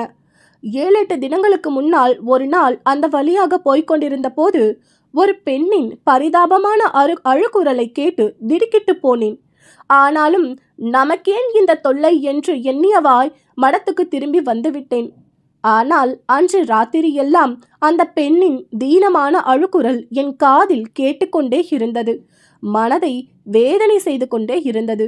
இம்மாதிரி விவகாரங்களில் தலையிட்டால் நான் இங்கே எடுத்துக்கொண்டிருக்கும் தொண்டுகள் எல்லாம் தடைப்பட்டு விடும் என்பதை நினைத்தும், பரதர்மோ பயானக என்ற பகவத்கீதை வாக்கியத்தை நினைத்தும் மனதை கட்டுப்படுத்தி கொண்டு என் வேலைகளில் கவனம் செலுத்தினேன். மறுநாள் அந்த பக்கம் போனபோது என்னை அறியாமலே அழுகுரல் இன்றைக்கும் கேட்கிறதா என்று செவிகள் கூர்மையாக கவனித்தன. ஒன்றும் கேட்கவில்லை. மனம் சற்று நிம்மதி அடைந்தது. 2 நாளைக்கு பிறகு பங்களாவின் முன் தோட்டத்தில் ஒரு பெண் உலாவிக் கொண்டிருப்பதை பார்த்தேன். மறுபடியும் மனம் சிந்தனையில் ஆழ்ந்தது. இவள் இங்கே இஷ்டப்பட்டு வந்திருக்கிறாளா? பலாத்காரமாக கொண்டு வந்து வைத்திருக்கிறார்களோ? என்ன நோக்கத்துடன் சிறைவாசம் படுத்தப்பட்டிருக்கிறாள்? முதல் நாள் ஏன் இவள் அழுதாள் என்றெல்லாம் மனதிற்குள் கேள்விகள் எழுந்து கொண்டே இருந்தது. இதையெல்லாம் யாரை கேட்டு தெரிந்து கொள்வது? கார்கோட கவுண்டர் அங்கே இல்லை. இருந்தாலும் அவரை எனக்கு முன்பின் தெரியாது. ரொம்ப பொல்லாத மனுஷன், அக்கிரமக்காரன் என்று கேள்விப்பட்டிருந்ததுண்டு. மற்றபடி பங்களா தோட்டக்காரன் ஒருவன் காணப்பட்டான். அவனை பார்க்கவே பயங்கரமாயிருந்தது. யமக்கிரகனை போல் இருந்தான். அவனிடம் என்ன எப்படி கேட்பது? கேட்டால் நிச்சயமாக அவன் சண்டைக்குத்தான் வருவான். தவிர சரியான பதில் சொல்ல போவது இல்லை. இப்படியே 2 நாள் போயிற்று. முந்தா நாள் நான் அந்த பக்கமாக போன போது பங்களாவுக்குள் இருந்து வந்த அழுக்குரல் மயிர்கூச்சிட்டது. ஐயோ பாவி, சண்டாலா, பழி வாங்குகிறானே பார் என்று இப்படி எல்லாமோ பயங்கர கூக்குரல் அழுகையுடன் கலந்து வந்தது. இதற்கு பிறகு என்னால் சும்மா இருக்க முடியவில்லை. பங்களா தோட்டத்தின் வாசல் கேட்டுக்கு அருகில் சென்று தோட்டக்காரனை சமிஞ்ஞை செய்து கூப்பிட்டேன். நான் எதிர்பார்த்தது போலவே அவன் கண்ணில் தீப்பொறி பறக்க வந்தான். என்ன என்று வல்லென்று விழுந்தான். ஏனப்பா இப்படி கோபிக்கிற? யாரோ ஒரு பெண் அலறுதே, என்ன சமாசாரன்னு கேட்கத்தான் வந்தேன். வைத்தியர் வேணும்னாலும் அனுப்புகிறேன் என்றேன். தோட்டக்காரனும் சற்று சாந்தமடைந்து, இதெல்லாம் உங்களுக்கு என்னத்துக்கு சாமி? உங்க வேலையை பார்த்துக்கிட்டு போங்க சாமி. அப்படி ஏதாவது கேட்டு வேண்டுமானா நாளைக்கு கவுண்டர் வராரு, அவரை வந்து கேட்டுக்கோங்க என்றான். அவனிடம் மேலே பேசுவதில் பயனில்லை என்று என் வழியே போய்விட்டேன். மறுபடியும் அன்று இரவெல்லாம் என் மனம் அமைதி இல்லாமல் தவித்தது. அடுத்த நாள் பிற்பகலில் நான் மடத்திலிருந்து கிராமத்துக்கு கிளம்பி கொஞ்ச தூரம் போன போது ஒரு பெரிய மோட்டார் எதிரே வந்து கொண்டிருந்ததை கண்டேன். அதில் 4-5 பேர் பெரிய மனுஷர்கள் இருப்பது தெரிந்தது. என் அருகில் வந்து மெதுவாக நின்றபோது பெரும் வியப்பு உண்டாயிற்று. வண்டி ஓட்டியின் ஸ்தானத்தில் இருந்தவர் என்னை பார்த்து, சாமி சௌக்கியமா என்று கேட்டார். அவர்தான் கார்கோட கவுண்டர் என்று என் மனதுக்கு தெரிந்துவிட்டது. எந்த விதமான கொலை பதார்த்தத்துக்கும் அஞ்சாத மனுஷன் என்று முகத்தில் எழுதி ஒட்டி இருந்தது. மனதில் தோன்றிய வெறுப்பை காட்டிக்கொள்ளாமல் சௌக்கியம்தான் என்றேன். பங்களாவில் இருக்கும் குழந்தையை பற்றி விசாரித்தீர்களாம் என்றார் கவுண்டர். அப்போது அவருடைய முகத்தில் விஷம் கக்கிய புன்னகை தாண்டவமாடியது. ஏதோ சண்டைக்குத்தான் ஆரம்பிக்கிறார் என்ற எண்ணத்துடன் நானும் குரலை கடுமையாக படுத்திக்கொண்டு, ஆமாம் விசாரித்தேன் என்றேன். ரொம்ப சந்தோஷம் சாமி. தங்களை போன்றே பரோபகாரிகள் மகான்கள் இருப்பதனால்தான் இந்த நீலகிரி மலையில் மழை பொழிகிறது. இல்லாவிட்டால் பெய்யுமா? பங்களாவிலே இருக்கிற பெண் குழந்தைக்கு சித்த பிரம்மையாய் இருக்கிறது. 6 மாதமாய் இப்போது ரொம்ப கடுமை, குத்து வெட்டு என்கின்ற நிலைமைக்கு வந்திருக்கிறது. இவர்கள் யார் தெரியுமோ இல்லையோ, டெபுட்டி சூப்பர்டன் சங்கநாதம் பிள்ளைவாள், சப்ஜட்ஜ் ஐயாசாமி முதலியார் 2 பேரையும் அழைத்து கொண்டு வந்து காட்டினேன். பட்டணம் ஆஸ்பத்திரிக்கு அனுப்புங்கோ, இல்லாவிட்டால் குற்றாலத்துக்கு அனுப்புங்கோ என்கிறார்கள். உங்களுக்கு என்ன தோன்றுகிறது சாமி? அல்லது ஏதாவது மந்திரம் தந்திரம் வைத்திருக்கிறீர்களா? நீங்கள் ஏதாவது செய்ய முடியுமா என்று கேட்டார். கடைசியில் கேட்டது கிறுக்கத்தாக சொன்ன வார்த்தை என்று தெரிந்துவிட்டது. பைத்திய சிகிச்சையில் எனக்கு அவ்வளவாக அனுபவம் இல்லை, மன்னிக்க வேண்டும் என்று சொல்லிவிட்டு நடந்தேன். மோட்டாரும் கிளம்பி சென்றது.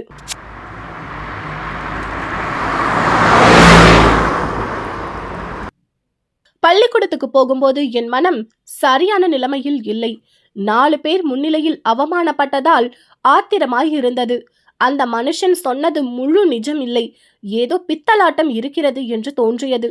அவர் சொன்னதெல்லாம் பொய்யாகத்தான் இருக்கும் என்றும், பாவம் ஓர் ஏழை பெண்ணை இங்கே கொண்டு வந்து கொடுமைக்கு ஆளாக்கிவிட்டு பைத்தியம் என்று சொல்லி உலகத்தை ஏமாற்றப் போகிறார் என்றும் நினைத்தேன். இதெல்லாம் எவ்வளவு அநியாயமான எண்ணங்கள் என்பதையும், கார்கோட கவுண்டரும் நான் எவ்வளவு அநீதி செய்து விட்டேன் என்பதையும் நினைக்கும்போது ரொம்பவும் வருத்தமாயிருக்கிறது. அவரை சந்தித்து மன்னிப்பு கேட்டுக்கொண்டால் ஒழிய என் மனம் சாந்தி அடையாது. இதுவரையில் மிக்க ஆவலுடன் மௌனமாய் கேட்டு வந்த மகுடபதி இங்கே குறுக்கிட்டு, ஐயோ, என்ன வார்த்தை சொல்கிறீர்கள்? கள்ளிப்பட்டி கவுண்டரிடம் நீங்கள் போய் மன்னிப்பு கேட்டுக்கொள்வதா? எதற்காக? நீங்கள் நினைத்ததுதான் சாமி உண்மை. அந்த கொலை பாதக கள்ளுக்கடை கான்ட்ராக்டர் என்று உரத்த குரலில் பேசத் தொடங்கினான். பொறு தம்பி பொறு, பாக்கி கதையையும் கேட்டு பேச வேண்டியவற்றையெல்லாம் பேசு. கார்கோட கவுண்டர் எவ்வளவோ பொல்லாத மனுஷராய் இருக்கலாம், எத்தனையோ கொலை பாதகங்களையும் செய்திருக்கலாம். ஆனால் இந்த விஷயத்தில் அவர் கூறியது உண்மை என்று 1/2 மணி நேரத்துக்குள் தெரிந்து போயிற்று. மேற்படி பங்களாவை நான் நெருங்கிய போது அந்த பெண் தோட்டத்தில் உலாவிக் கொண்டு நிற்பதை கண்டேன். வேலைக்காரனை காணவில்லை. கேட்டண்டை போய் அவளை கூப்பிட்டு பேசி உண்மையை அறிந்து கொண்டால் என்ன என்ற எண்ணம் தோன்றியது. பங்களா தோட்டத்தின் ஓரமாய் கீழே போகும் பாதையில் போய்கொண்டிருந்த போது தற்செயலாய் மேலே பார்த்தேன். வேலி ஓரத்தில் சேலை தலைப்பு தெரிந்தது. எதற்காக வேலி ஓரமாய் வந்து நின்றாள் என்று நான் எண்ணி முடிவதற்குள் என் பின்னோடு வந்த பையன் சாமி சாமி என்று கத்தினான். அதே சமயத்தில் தலையில் ஒரு கல் விழுந்தது. விழுந்த அதிர்ச்சியில் கண் இருண்டு மயக்கமாய் வந்தது. கீழே உட்கார்ந்து விட்டேன். ரத்தம் பெருகி வழிந்து துணியெல்லாம் நனைந்தது. அப்போதே கபாலம் திறந்து மோட்சமடையாமல் இன்னும் இந்த உடலில் உயிர் இருப்பது கடவுளுடைய செயல்தான். பாவம், அந்த பெண்ணுக்கு பைத்தியம்தான் என்பது நிச்சயமாயிற்று. கவுண்டரை சந்தேகித்ததற்கு தண்டனை கிடைத்தது.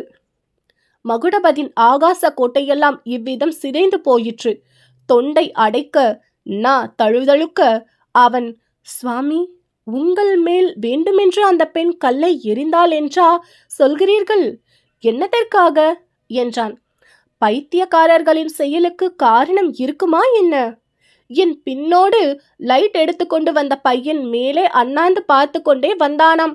கல்லை குறிபார்த்து என் தலைக்கு நேரே எறிவதை கண்ணால் கண்டதாக சொன்னான். அவன் இப்போது கிராமத்துக்கு போயிருக்கிறான். நேற்று கிராமத்துக்கு போகாமலே மடத்துக்கு திரும்பி விட்டேன். தலைக்காயம் குணமாகும் வரையில் 1 வாரத்துக்கு பள்ளிக்கூடம் கிடையாது என்று சொல்லிவிட்டு வரும்படி அவனை அனுப்பி இருக்கிறேன். அதோ அவனே வந்துவிட்டான் போலிருக்கிறதே என்றார். ஒரு சிறு பையன் மடத்து வாசரண்டை வந்து கொண்டிருந்தான்.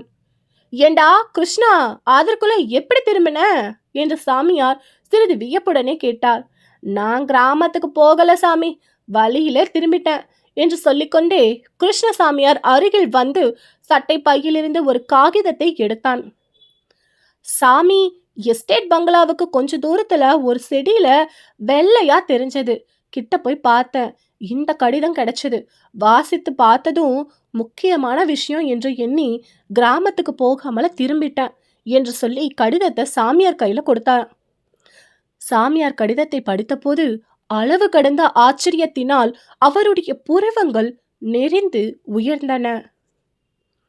சாமியார் கடிதத்தை படித்துவிட்டு மகுடபதியிடம் கொடுத்தார். மகுடபதியும் படித்தான். காகிதத்தில் பின்வருமாறு எழுதியிருந்தது. நான் ஒரு அனாதை பெண். இங்கே என்னை பலவந்தமாக கொண்டு வந்து சிறைப்படுத்தி வைத்திருக்கிறார்கள். எனக்கு பைத்தியம் இல்லை. இந்த பாதகர்களுடைய கொடுமைக்கு பயந்து பைத்திய மாதிரி வேஷம் போட்டு நடிக்கிறேன். என்னை எப்படியாவது நீங்கள் தான் காப்பாற்ற வேண்டும். இப்படிக்கு திக்கற்ற செந்திரு இதை படித்ததும் மகுடபதியின் கண்களில் ஜலம் வந்துவிட்டது. பெரியண்ணன் என்ன என்ன என்று வற்புறுத்தி கேட்கவே அவனுக்கும் வாசித்து காட்டினான். பெரியண்ணன் ஓ ஓ என்று அழுது விட்டான். சுவாமியார் 2 பேரையும் மாறி மாறி பார்த்தார். மகுடபதி, இதென்ன, உங்களுக்கு இந்த பெண்ணை தெரியுமா என்று கேட்டார். ஆமாம் சாமி, அவளை தேடிக்கொண்டுதான் நாங்கள் வந்தோம் என்றான் மகுடபதி. பெரியண்ணன் விம்மிக்கொண்டே, குழந்தை இந்த கடிதத்தை கல்லில் கட்டி கீழே போட்டிருக்கிறது. கடுதாசி பறந்து போய்விட்டது. கல் மாத்திரம் சாமியின் தலையில் விழுந்திருக்கிறது என்றான். அப்படியானால் கடிதத்தில் கண்ட விஷயம் உண்மை என்று நீங்கள் நினைக்கிறீர்களா என்று சாமியார் 2 பேரையும் பார்த்து கேட்டார்.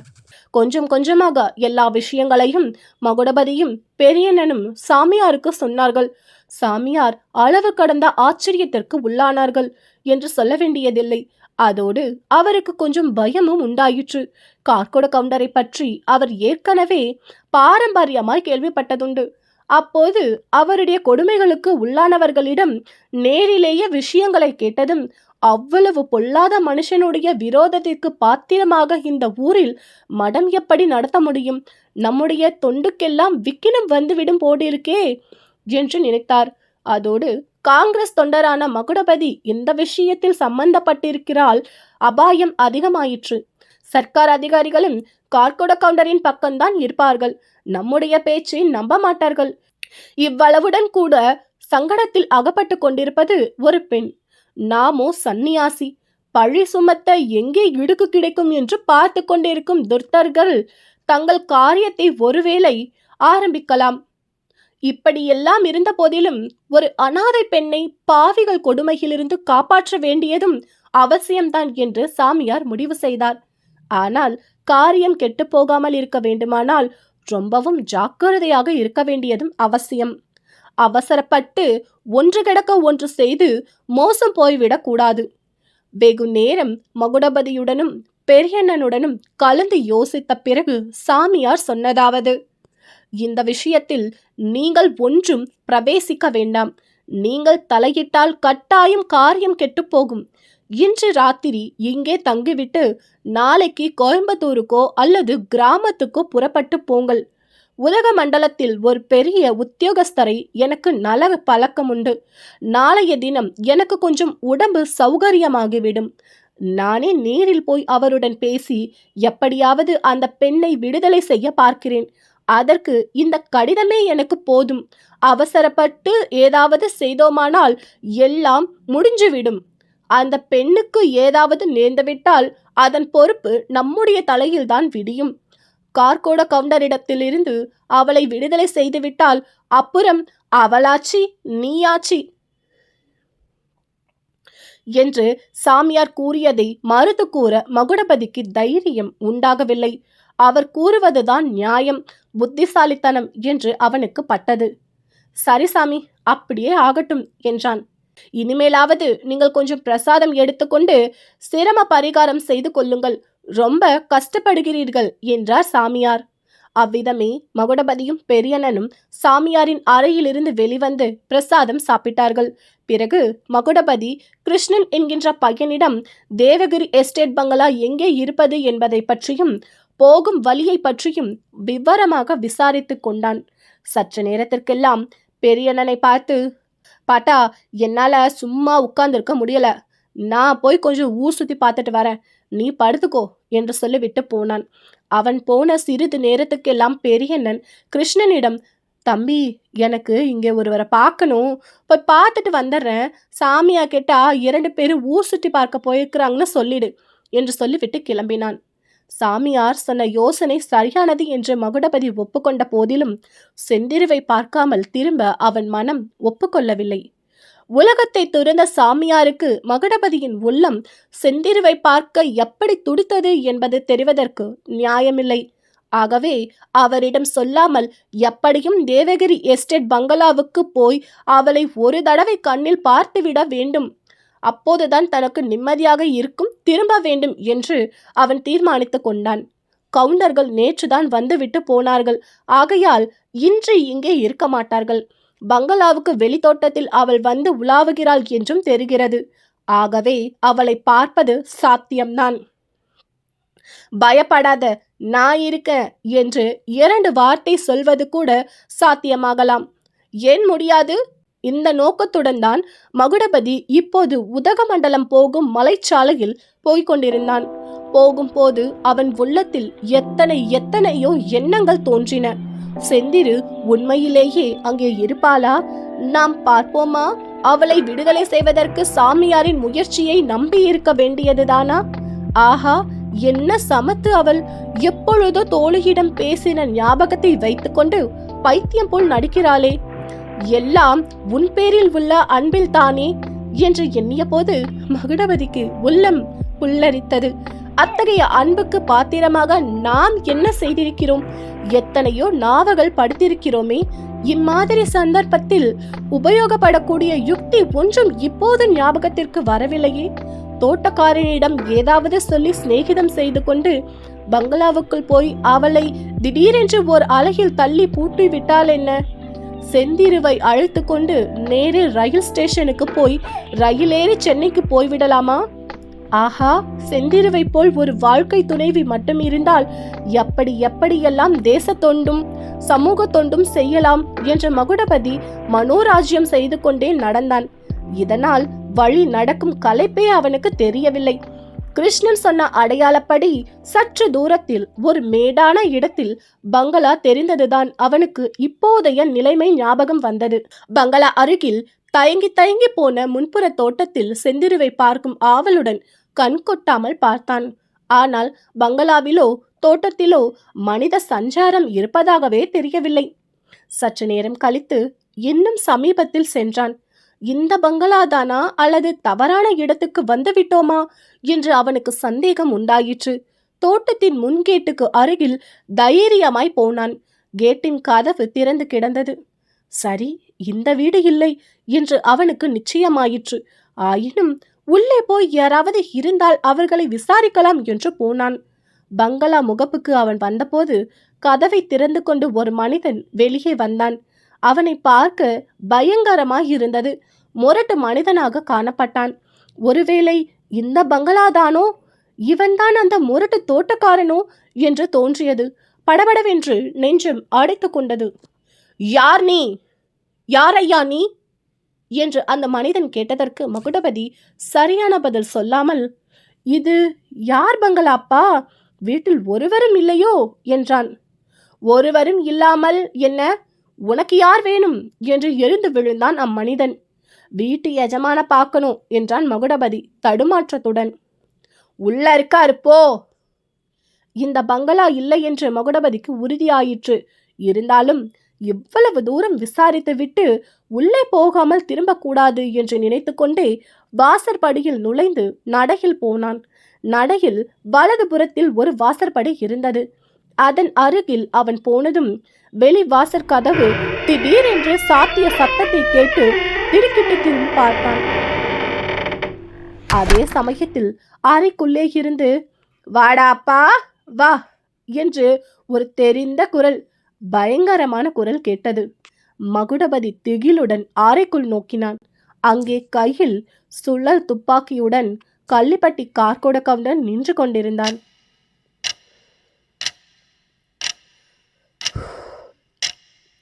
அன்று காலையில் செந்திரு அளவில்லாத துயரத்தில் ஆழ்ந்தவளாய் உள்ளமும் உடலும் குன்றி உட்கார்ந்திருந்தாள். இந்த உலகில் ஏன் பிறந்தேன் நான் என்பதாக அவள் கேட்டிருந்த ஒரு பாட்டின் அடி திரும்ப அவளுடைய ஞாபகத்துக்கு வந்து கொண்டிருந்தது. 4 வருடத்திற்கு முன்பு வரையில் அவளுடைய வாழ்க்கை எவ்வளவு ஆனந்தமாய் இருந்தது என்பதையும், திடீரென்று எப்படி துன்பமயமாக மாறிவிட்டது என்பதையும் நினைத்து பொருகினாள். கடவுள் எதற்காக எனக்கு இவ்வளவு கஷ்டத்தை கொடுத்தார்? நான் யாருக்கு என்ன கெடுதல் செய்தேன் என்று அடிக்கடி எண்ணினாள். இவ்வளவு சொந்த துயரங்களுக்கிடையே கடிதத்துடன் கட்டி போட்ட கல் சுவாமியாரின் தலையில் விழுந்து காயப்படுத்தி விபரீதத்தை நினைத்து வேதனை அடைந்தாள். சாமியாருக்கு பெரிய காயம் ஏற்பட்டிருக்குமோ? ஒருவேளை சாபம் கொடுத்து விடுவாரோ? ஐயோ, தான் ஏற்கனவே படும் கஷ்டம் எல்லாம் போதாதா? என்ன பைத்தியக்காரத்தனம்! பைத்திய மாதிரி நான் நடித்ததெல்லவா உண்மையில் பைத்தியக்காரத்தனமாய் போய்விட்டது. இனிமேல் இந்த பைத்திய வேஷம் வேண்டாம் என்று அவள் முடிவாக தீர்மானித்துக் கொண்டாள். அடுத்த தடவை சித்தப்பா வரும்போது அவரை கேட்டு பார்க்க வேண்டியது. தனக்கு விடுதலை அளிக்கும்படியாக அவர் அதற்கு சம்மதிக்காவிட்டால் உயிரை விட்டு விடுவதுதான் சரி. நல்ல வேளையாக இந்த மலை பிரயாயத்தில் உயிர் விடுவது அவ்வளவு கஷ்டமான காரியமில்லை. கிராதி மேல் ஏறி கீழே குதித்தால் தீர்ந்தது. இப்படி எண்ணிய போதெல்லாம் காலஞ்சென்ற தந்தையின் நினைவும் அவளுக்கு அவ்வப்போது வந்து கொண்டிருந்தது. அப்பா, நீ எங்கேயாவது இருக்கிறியாயா? உன் ஆறும மகள் படும் கஷ்டங்கள் எல்லாம் உனக்கு தெரியுமா? இந்த பாவிகள் செய்யும் கொடுமைகளை எல்லாம் நீ பார்த்துட்டு தான் இருக்கியா என்று அவளுடைய மனம் கதறிற்று. ஒரு தடவை இன்னொரு எண்ணமும் அவளுக்கு தோன்றியது. இந்த கஷ்டங்கள் எல்லாம் நாம விலைக்கு வாங்கி கொண்டதுதானே. எத்தனையோ பெண்கள் வயதானவர்களை கல்யாணம் செய்து கொள்ளவில்லையா? கள்ளிப்பட்டி கவுண்டரை கல்யாணம் செய்து கொள்ள சம்மதித்தால் இதே பங்களாவில் கைதியாக இருப்பதற்கு பதிலாக எஜமானியாக இருக்கலாம் அல்லவா என்று நினைத்தாள். அவளுக்கு தெரிந்த குடும்பங்களுக்குள்ளேயே வயதானவர்களை, கள்ளிப்பட்டி கவுண்டரை விட கிழவர்களை கல்யாணம் செய்து கொண்டவர்களின் ஞாபகமெல்லாம் அவளுக்கு வந்தது. ஆனால் அதே சமயத்தில் 3 வருடத்திற்கு முன் ஒரு நாள் ஓடை கரையில் நடந்த சம்பவமும் அவளுடைய நினைவுக்கு வந்தது. மூர்ச்சை அடைந்தது போல் தான் பாசாங்கு செய்ததும், காந்தி குல்லா அணிந்த அந்த வாலிபன் ஜலம் கொண்டு வந்து தன் முகத்தில் தெளித்ததும், மூக்கின் அருகில் கையை வைத்து மூச்சு இருக்கிறதா என்று பார்த்ததும், தான் எழுந்து உட்கார்ந்து கலகலவென்று சிரித்ததும் நேற்றுதான் நடந்தது போல் அவள் மனதில் தோன்றி தேகம் சிலிர்க்க வைத்தது. பின்னர் கோயம்புத்தூர் வீட்டில் அன்றிரவு தன்னை சித்தப்பா பிரம்பினால் அடித்தபோது மகுடபதி கதவை திறந்து கொண்டு ஓடி வந்து தடுத்ததும், அவனை கவுண்டர்கள் கட்டி போட்டதும், சோஃபாவின் காலில் கட்டி போட்டிருந்த அவ்வாலிபனுடைய முகத்தில் தோன்றிய தீரமும், தன்னை அடிக்க அடிக்க பயப்படாதே என்று சொல்கின்றவன் போல் பார்த்ததும், இவையெல்லாம் அவள் மனக்கண்ணின் முன் மீண்டும் தோன்றின. தான் மனம் செய்து கொள்வதாயிருந்தால் மகுடபதியை மனம் செய்து கொண்டு வாழ்வது, இல்லாவிட்டால் உயிரை விட்டுவிடுவது என்று உறுதி செய்து கொண்டாள். இப்படி பலவித சிந்தனைகளில் அவள் ஆழ்ந்திருந்த சமயத்தில் வாசலில் கார் வரும் சத்தம் கேட்டது. கள்ளிப்பட்டி கார்தான் என்று தெரிந்து கொண்டாள். உடனே அவள் அலமாரிக்கு சென்று கறிக்காய் நறுக்குவதற்காக உபயோகப்படுத்தப்பட்ட ஒரு சிறு கத்தியை தேடி எடுத்து இடுப்பில் செருகி கொண்டு கவுண்டர்களை சந்திப்பதற்கு ஆயத்தமானாள். அவளுடைய அறைக்கு வெளியே காலடி சத்தம் கேட்டபோது ஒரு கையை இடுப்பில் கத்தியை பிடியின் மேல் வைத்து கொண்டு எழுந்து நின்றாள். உள்ளே தங்கசாமி கவுண்டர் மட்டும்தான் வந்தார். சாவதானமான குரலில், செந்திரு, உடம்பு எப்படி இருக்கிறது என்று கேட்டுக்கொண்டே வந்தவர் செந்திரு ஆவேசம் கொண்டவள் போல் நிற்பதை பார்த்து சிறிது திடுக்கிட்டார். எனக்கு உடம்பு ஒன்றும் இல்லை என்று செந்திரு சொன்னாள். ரொம்ப நல்லது, அப்படியானால் உட்கார். ஏன் இவ்வளவு பதட்டப்படுகிறாய்? உன்னை யார் என்ன செய்கிறார்கள் என்றார். கவுண்டர் நாற்காலியிலும் செந்திரு அவளுடைய கட்டிலிலும் உட்கார்ந்தார்கள். அனாவசியமாக பதட்டப்படாதே. அந்த சாமியாரின் மொட்டை மண்டையில் கல்லை போட்டாய், பாவம், சாக கிடக்கிறார் என்றார். ஐயோ என்று அலறினாள் செந்திரு. பிழைத்தால் புனர்ஜென்மந்தான், செத்து போனால் உன்மேல் கேஸ் வந்தாலும் வரும். நீ பைத்தியம் என்று வேஷம் போட்டது போக நிஜமாகவே உனக்கு பைத்தியம் என்று ருது செய்யும்படி வரலாம் என்றார். செந்திரு திகைத்து போய் உட்கார்ந்திருந்தாள். விஷயம் அவளுக்கு நன்றாக விளங்கக்கூட இல்லை. சாமியார் சாக கிடக்கிறார், தான் எறிந்த கல்லினால் என்பது மட்டும்தான் மனதில் நின்றது. குழந்தை, இதையெல்லாம் நீயாகவே பண்ணி கொண்டாய் என்பதை நினைத்தால் ரொம்ப வருத்தமாயிருக்கிறது என்றார் தங்கசாமி. சித்தப்பா, சத்தியமா சொல்லுங்கள், இதையெல்லாம் நானாக செய்து கொண்டதா? இந்த கதிக்கு என்னை கொண்டு வந்தது நீங்கள் இல்லையா என்று செந்திரு கதறினாள். இருக்கலாம் அம்மா, என் பேரிலும் கொஞ்சம் தப்புதான், ஒப்புக்கொள்ளுகிறேன். கள்ளிப்பட்டி கவுண்டரின் அந்தஸ்தை உத்தேசித்து உன்னை அவருக்கு கட்டி கொடுக்க எண்ணினேன். அந்த மனுஷரும் ஆண் குழந்தை இல்லையே, உன் வயிற்றில் ஒரு ஆண் குழந்தை பிறந்தால் அவ்வளவு சொத்தும் வருமே என்று ஆசைப்பட்டேன். ஆனால் உனக்கு இஷ்டமில்லை என்றால் அதை சொன்னால் போதாதா? சொல்லாமல் கொள்ளாமல் ஊரை விட்டு ஓடி வரலாமா? அதுவும் நான் இல்லாத சமயத்தில். இதனால் நம்மெல்லோருக்குமே அவ்வளவு அவமானம் பார். உன்னுடைய இஷ்டமில்லாமல் பலவந்தப்படுத்தி கல்யாணம் செய்து கொடுத்து விடுவோமா? இதெல்லாம் இந்த காலகட்டத்தில் நடக்கக்கூடிய காரியமா? படித்த பெண்ணாகிய உனக்கு இது தெரியாமல் போய்விட்டதே. ஆனால் உன் பேரில் தவறில்லை. கரைக்கிறவர்கள் கரைத்தால் கல்லும் கரையும் என்பது போல யாருடைய துர்போதனையோ கேட்டு நீ இம்மாதிரி செய்துவிட்டாய். கவுண்டர் இவ்வாறு பேசி வந்தபோது முதலிலெல்லாம் செந்திருவுக்கு தன் பேரிலே தான் ஒருவேளை பிசகோ என்று தோன்றியது.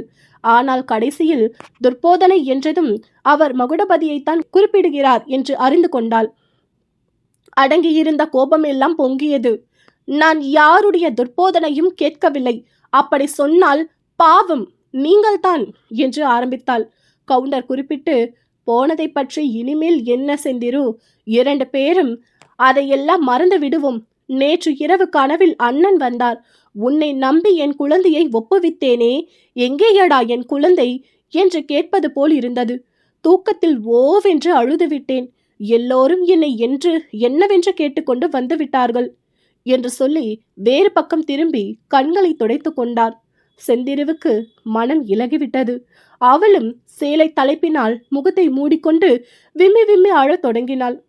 தங்கசாமி கவுண்டர் அவளுடைய தலை மீது தடவி கொடுத்து, வேண்டாம் அம்மா, போனதெல்லாம் போகட்டும். என் அண்ணனுக்கு நான் கொடுத்த வாக்கை கட்டாயம் நிறைவேற்றுவேன்.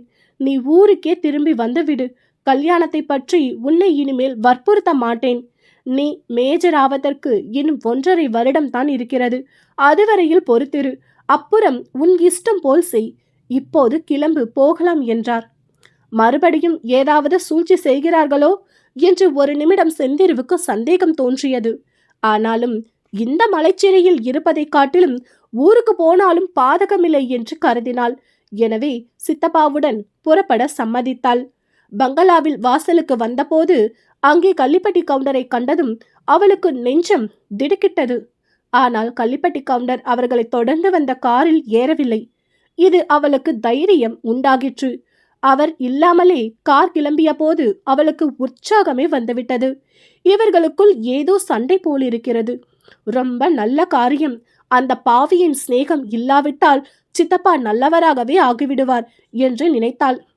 கார் போன பிறகு கள்ளிப்பட்டி கவுண்டர் நடையில் வாசற்படியில் உள்ள முன்னறையில் போய் உட்கார்ந்து கொண்டாள்.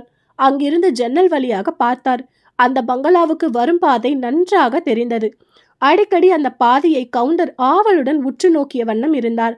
வலையை விரித்துவிட்டு பட்சி எப்போது வந்து சிக்கிக்கொள்ளும் என்று எதிர்பார்த்து கொண்டிருக்கும் வேடனுடைய முகபாவம் கவுண்டரின் முகத்தில் அப்போது தோன்றியது. சாப்பாடு, சிற்றுண்டி முதலியவையும் அந்த அறையிலே நடந்தது.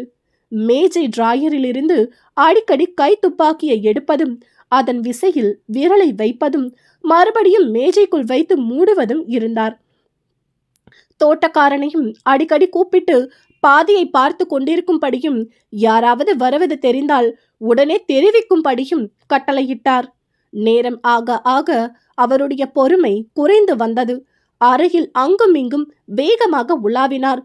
கடைசியில் தூரத்தில் மகுடபதி வருவது தெரிந்ததும் அவருடைய முகத்திலும் கண்களிலும் பயங்கரமான குரோதத்தின் விகாரம் தோன்றியது. உற்சாகத்தின் அறிகுறியும் காணப்பட்டது. வேலைக்காரனை மறுபடியும் கூப்பிட்டு வருகிற ஆளை உள்ளே விட்டு வெளியே கதவை சாத்திவிடும்படி கட்டளையிட்டார். பிறகு கைத்துப்பாக்கியை கையில் எடுத்துக்கொண்டு மேஜைக்கு முன்புறமாக வந்து நின்றார். இந்த சந்தர்ப்பத்தில்தான் சென்றவாறு பார்த்தோமே மகுடபதி உள்ளே நுழைந்தான். வா அப்பா வா, உனக்காகத்தான் காத்திருக்கிறேன் என்று அவனை வரவேற்றார் கவுண்டர்.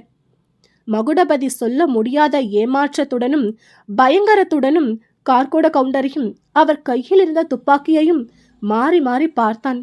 இதை கவனித்த கவுண்டர், ஓஹோ, இங்கே என்னை எதிர்பார்க்கவில்லையாக்கும், வேறு யாரையோ எதிர்பார்த்தாயாக்கும்.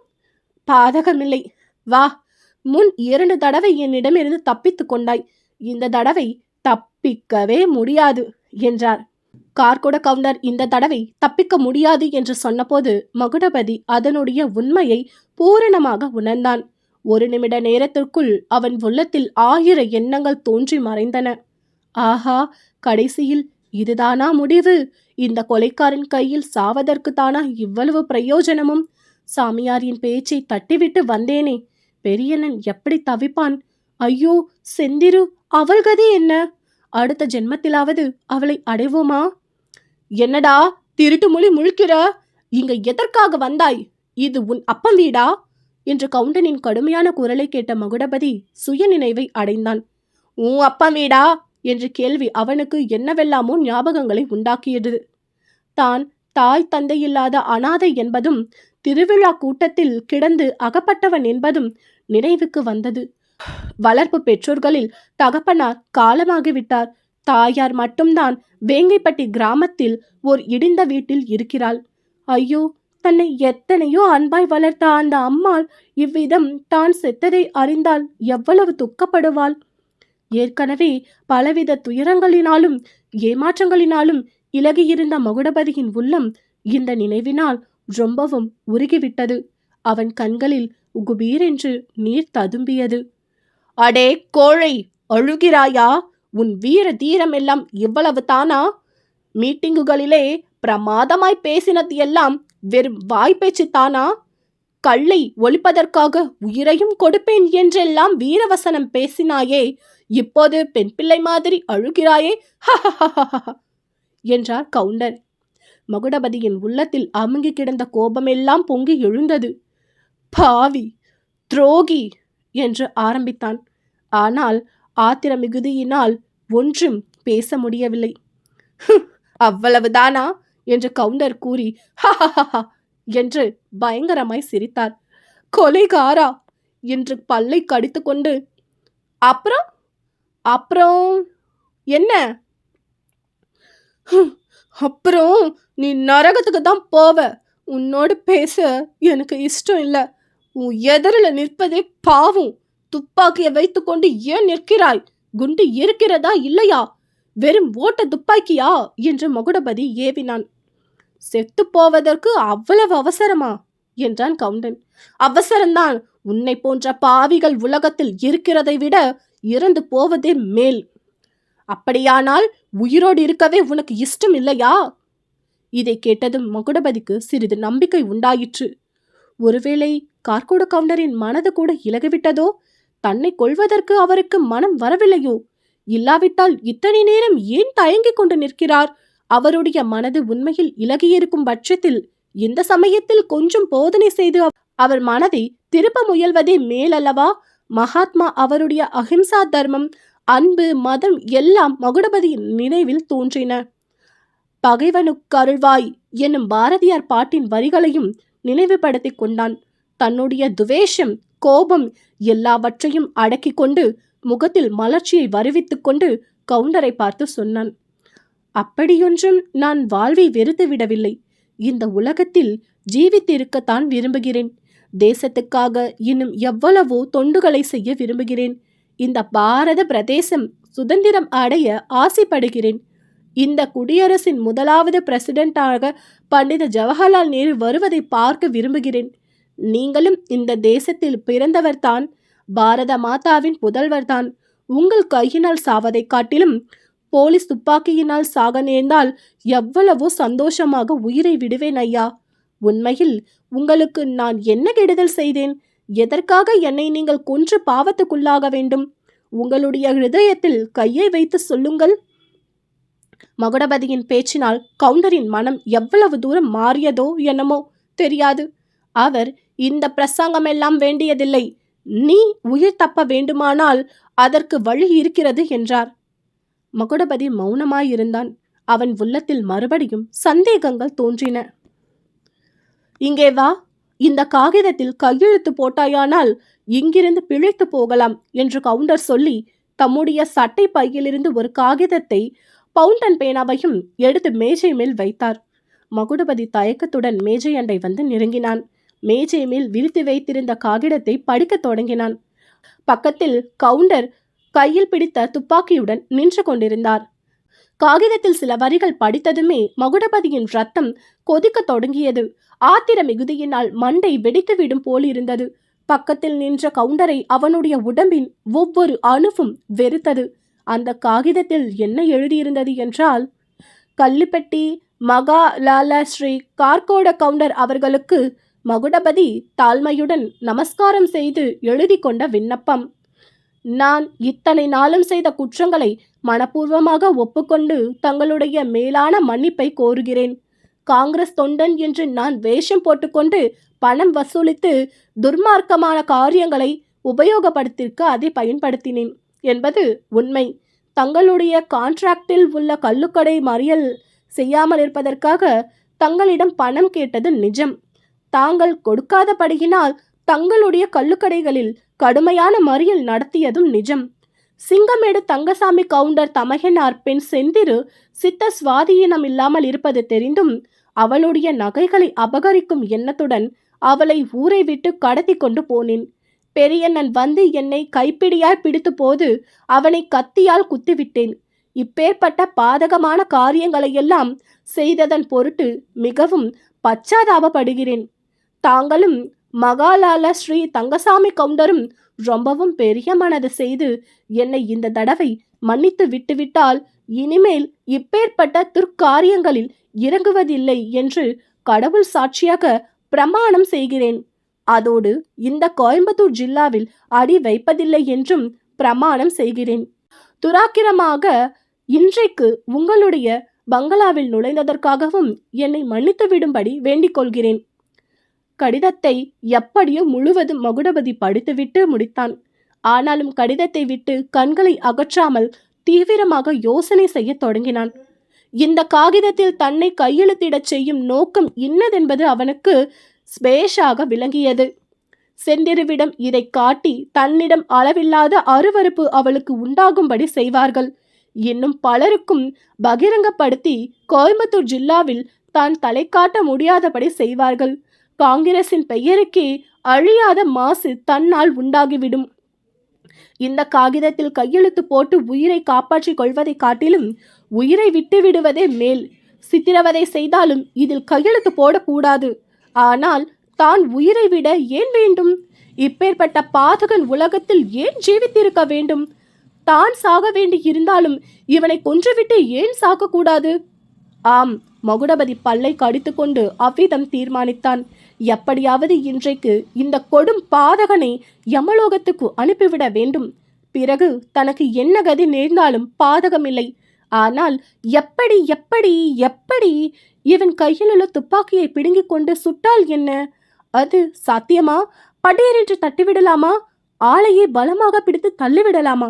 மேஜையின் கீழ் புகுந்து அப்பால் சென்று நாற்காலியை எடுத்து எரியலாமா என்று யோசனை செய்தான். என்னப்பா, கையெழுத்து போட போகிறியா என்று கவுண்டரின் குரல் கேட்டது. மகுடபதி நிதானமான குரலில், கடவுள் சாட்சி போதுமா என்றான். போதாது போதாது, நீ கடவுள் என்று சாதித்து விடுவாய். மடத்து சாமியாரை இங்கே அழைத்து வர செய்கிறேன். அவர் சாட்சி போட வேண்டும். ஆ! கவுண்டர் அடுத்த கணத்தில் சுவரில் போய் படார் என்று மோதினார். அவர் கையில் இருந்த துப்பாக்கி இன்னொரு பக்கம் போய் விழுந்தது. அதிலிருந்து என்று ஒரு வெடி வெடித்தது. அறையில் புகை சூழ்ந்தது. மகுடபதி நாலாபுரமும் பார்த்துவிட்டு அந்த துப்பாக்கியை எடுத்துக்கொள்வதற்கு ஓடினான். அதற்குள் அறைக்கதவு திடீரென்று திறந்து யமக்கிரங்கன் போல் வேலைக்காரன் ஓடி வந்து மகுடபதியை கட்டிப்பிடித்தான். தட்டு தடுமாறி எழுந்திருந்த கவுண்டர், கட்டு, அவன மேஜை காலோட சேர்த்து கட்டு என்றார். தோட்டக்காரன் அவ்வாறே மகுடபதியை இழுத்து சென்று தான் மேலே போடப்பட்டிருந்த வேட்டியினால் மேஜை காலோடு சேர்த்து கட்டினான். கவுண்டர் துப்பாக்கியை மறுபடியும் எடுத்துக்கொண்டான். மகுடபதியை நோக்கி குறி பார்த்தார். அடே, இந்த வேலை கூட தெரியுமா உனக்கு? காந்தியின் சீடன் என்றல்லவா பார்த்தேன் என்று கூறி ஹஹஹா என்று பேய் சிரிப்பது போல் சிரித்தான். இதோ பார், இந்த ரிவால்வரில் இன்னும் 5 குண்டுகள் இருக்கின்றன. ஆனால் உன்னை அவ்வளவு சுலபமாக விட்டுவிடுவேன் என்று நினைக்காதே. முனியா, கொண்டு வா சவுக்கை என்று கர்ஜித்தான். முனியன் அறைக்கு வெளியே சென்றான். மறுகணத்தில் நடையில் ஏதோ தடபடல் சத்தம் கேட்டது. விடு விடு என்று ஒரு குரல் அலறியது. பின்னால் இருந்து இழுத்த முனியனை மீறிக்கொண்டு பெரியனன் உள்ளே வந்தான். அவனுடைய வெறி கொண்ட கண்களால் விழித்து பார்த்தான். மகுடபதி கட்டுப்பட்டிருப்பதையும் கார்கொட கவுண்டன் அவனை சுடும் பாவனையாக துப்பாக்கியை குறிவைத்து நிற்பதையும் கவனித்தான். கவுண்டா, சுடாதே என்று அலறினான். ஓஹோ, நீயும் வந்துட்டியா என்றான் கவுண்டன். ஆமா, வந்துட்டேன் கவுண்டா, நல்ல சமயத்துல தான் வந்தேன். அவனை சுடாத, உன் தலைமேல் ஆன என்ற பெரியண்ணன் கத்தினான். சி நாயே, உன்னை யார் கேட்டது? முனியா, இழுத்து கட்டு அவனையும் என்றான் கவுண்டன். என்னை கட்டு, என்னை சுடு, கொல்லு, அந்த பிள்ளையை சுடாதே. ஓஹோ, அப்படியா? உன் கண்ணெதிரிலேயே சுடுகிறேன் பார் என்று கார்கோட கவுண்டன் மகுடபதியை நோக்கி குறிப்பார்த்து விசையிலும் கை வைத்தார். ஐயோ வேண்டாம் கவுண்டா, அவன் உன் மகன் என்று பெரியண்ணன் அலறினான். என்ன என்று கூவினான் கவுண்டர். ஆமாம், காணாமற் போன உன் மகன்தான் இவன். இடது காதுக்கு பின்னால் அடையாளம் இருக்கிறது, வேண்டுமானால் பார்த்துக்கொள் என்றான் பெரியண்ணன். கள்ளிப்பட்டி கவுண்டருடைய உடம்பு வெடவெடவென்று ஒரு நிமிடம் நடுங்கியது. அவருடைய கையில் இருந்த துப்பாக்கி கீழே விழுந்தது. மறுகணம் அவரும் தள்ளாடி சுருண்டு கீழே விழுந்தார். என் அருமை தோழி பங்கஜத்திற்கு உன் அன்பும் ஆறுதலும் நிறைந்த கடிதம் கிடைத்தது. ஆமாம், என் வாழ்க்கையில் மகா அதிசயமான சம்பவங்கள் எல்லாம் நடந்திருக்கின்றன. நீ கற்பனை செய்து எழுதிய எந்த நாவலிலும் இம்மாதிரியான அற்புத சம்பவங்கள் நடந்திருக்க முடியாது. கடிதத்தில் விரிவாக எழுதுவதற்கில்லை, நேரில் பார்க்கும்போது எல்லாம் சொல்லுகிறேன். என்னுடைய காதலருக்கு நீ அன்றிரவு செய்த ஒத்தாசையை பற்றி சொன்னார். ரொம்ப ரொம்ப ரொம்ப வந்தனம். மற்றவை நேரில். இப்படிக்கு செந்திரு. மேற்படி கடிதத்தை பங்கஜம் கையில் வைத்துக்கொண்டு அதை திரும்ப திரும்ப படிப்பதும் எழுந்து அறைக்குள் நடனமாடுவதும் ஜன்னல் வழியாக எட்டி பார்ப்பதுமாயிருந்தாள். இன்னும் அப்பா வர காணுமே என்று அதிருப்தியுடன் முணுமுணுத்து கொண்டாள். கடைசியில் வாசலில் வண்டி வந்து நின்றது. ஐயாசாமி முதலியார் வண்டியிலிருந்து இறங்கி உள்ளே வந்தார். பங்கஜம் ஓடி அவரை வரவேற்று கையில் பிடித்து இழுத்து கொண்டு வந்து ஈசி சேரில் உட்கார வைத்தாள். சொல்லுங்கள், உடனே சொல்லுங்கள், ஒன்றுமில்லாமல் சொல்ல வேண்டும் என்றாள். மூச்சு விடுவதற்கு கொஞ்சம் அவகாசம் கொடே என்றார். அதெல்லாம் முடியாது, உடனே சொல்ல வேண்டும். என்ன ஆச்சரியம் அப்பா, மகுடபதி கள்ளிப்பட்டி கவுண்டருடைய சொந்த பிள்ளையாமே, நிஜந்தானா என்று பங்கஜம் துடித்தாள். நிஜந்தான் அம்மா, நிஜந்தான். இன்னும் எவ்வளவோ அதிசயம். கேட்டாயானால் நீ கதை எழுதுவதையே விட்டுவிடுவாய் என்றார். பிறகு முதலியார் நீட்டி முழக்கி வார்த்தை கூறிய வரலாற்றின் சம்சாரம் பின்வருமாறு. பிறகு முதலியார் நீட்டி முழக்கி வளர்த்தி கூறிய வரலாற்றின் சராசாரம்சம். பிறகு முதலியார் கூறிய வார்த்தைகள் இதுதான். மகுடபதியின் தாயார் கள்ளிப்பட்டி கவுண்டருடைய இரண்டாவது மனைவி. மகுடபதிக்கு 4 வயதாய் இருந்தபோது அவள் அடுத்த பிரசவத்திற்காக சேவல் பாளையத்திலிருந்த தன் தாயார் வீட்டுக்கு போனாள். மகுடபதியையும் பின்னோடு அழைத்து போயிருந்தாள். கவுண்டருடைய மற்ற மனைவிமாருக்கும் ஆண் குழந்தைகள் இல்லை. ஆகையால் அவர்களுக்கெல்லாம் மகுடபதியின் தாயிடம் ரொம்பவும் வயிற்றெரிச்சல். இரண்டாவது கர்ப்பத்தின் போது அவர்கள் சாப்பாட்டில் விஷ பதார்த்தம் கலந்து தனக்கு கொடுத்து விட்டதாக அவள் சந்தேக கொண்டிருந்தாள். அதற்கு தகுந்தாற்போல் இரண்டாவது குழந்தை செத்து பிறந்தது. தானும் பிழைப்பது துர்லாபம் என்று அவளுக்கு தெரிந்தது போகவே அவளிடம் அந்தரங்க விசுவாசம் வைத்திருந்த பெரியண்ணனை கூப்பிட்டு, மாமா, இந்த குழந்தையை நீதான் காப்பாற்ற வேண்டும். கள்ளிப்பட்டியில் இருந்தால் கட்டாயம் என் சக்களத்திமார்கள் கொன்று விடுவார்கள். எங்கையாவது கண்காணாத சீமைக்கு கொண்டு போய் விடு. வயதான பிறகு அழைத்து கொண்டு வா. இவனுடைய அப்பனிடம் ஒப்புவி. அடையாளத்துக்கு இதை காட்டு என்று சொல்லி குழந்தையின் இடது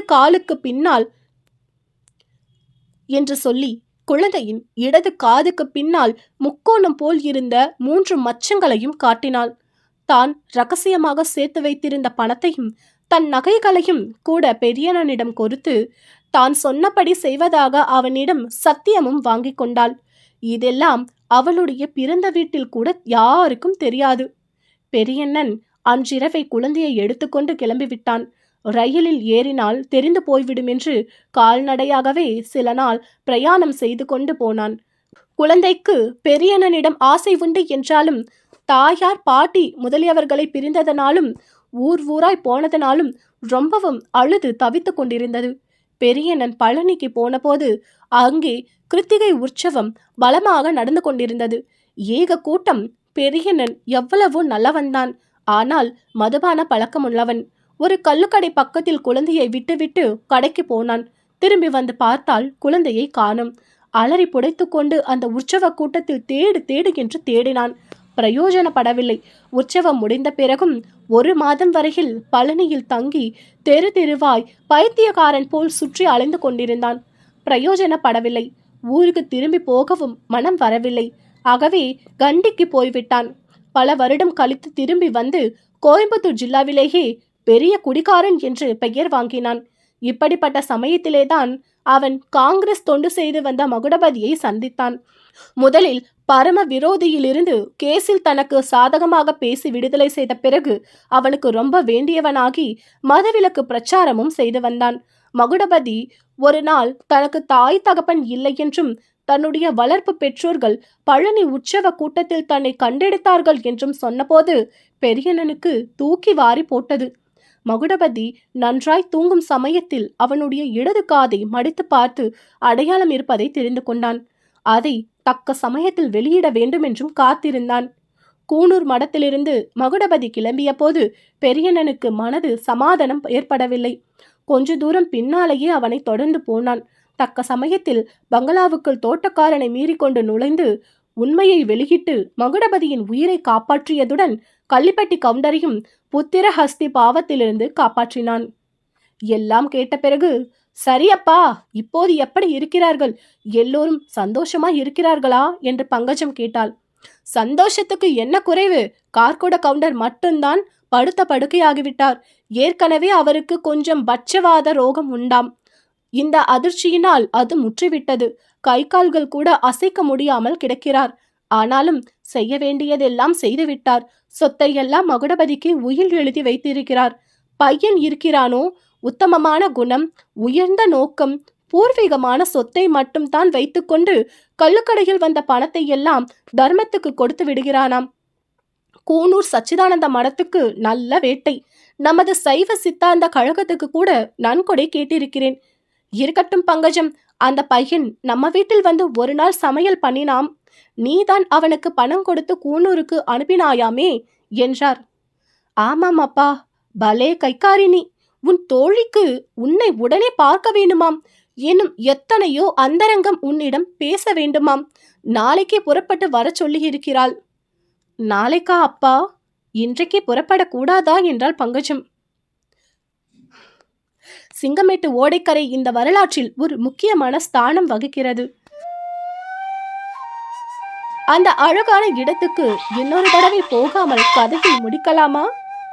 மாலை 4 மணி இருக்கும். ஓடை ஜலம் நிர்மலமாய் இருந்தது.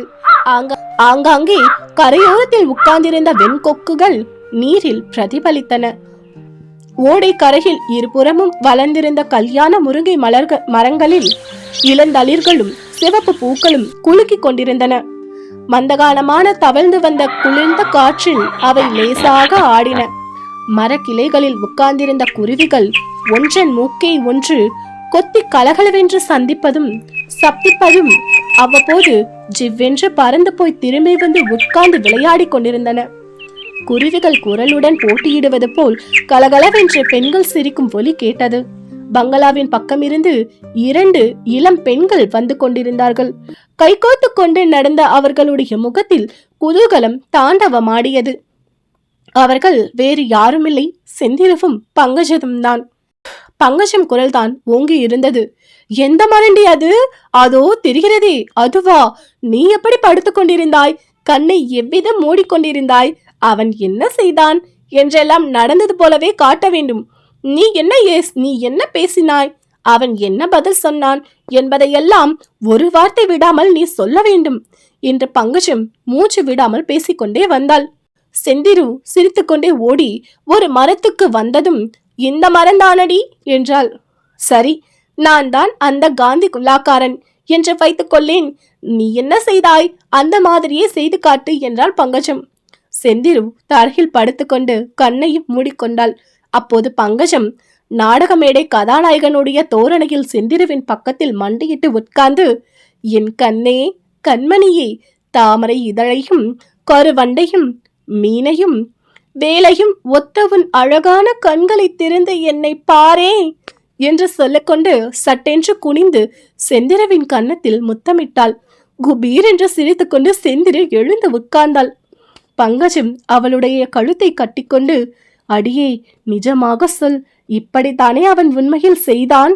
நீ என்னிடம் சொன்னதெல்லாம் பொய்தானே என்றாள்.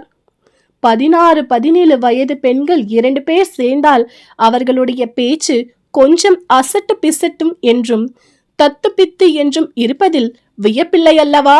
எனவே இவர்களும் அம்மாதிரி பேசுவதற்கு 15 நிமிடம் கொடுத்து விடுவோம். ஓடைக்கரையை ஒரு சுற்று சுற்றிவிட்டு வருவோம். 15 நிமிடம் கழித்து நாம் திரும்பி வந்து பார்க்கும்போது காட்சி ஒருவாறு மாறியிருப்பதை காண்கிறோம். அதே 2 பெண்கள் அதே மரத்தடியில் தான் இருக்கிறார்கள். ஆனால் இருவர் முகத்திலும் குதூகலத்திற்கு பதிலாக சோக குறி காணப்பட்டது.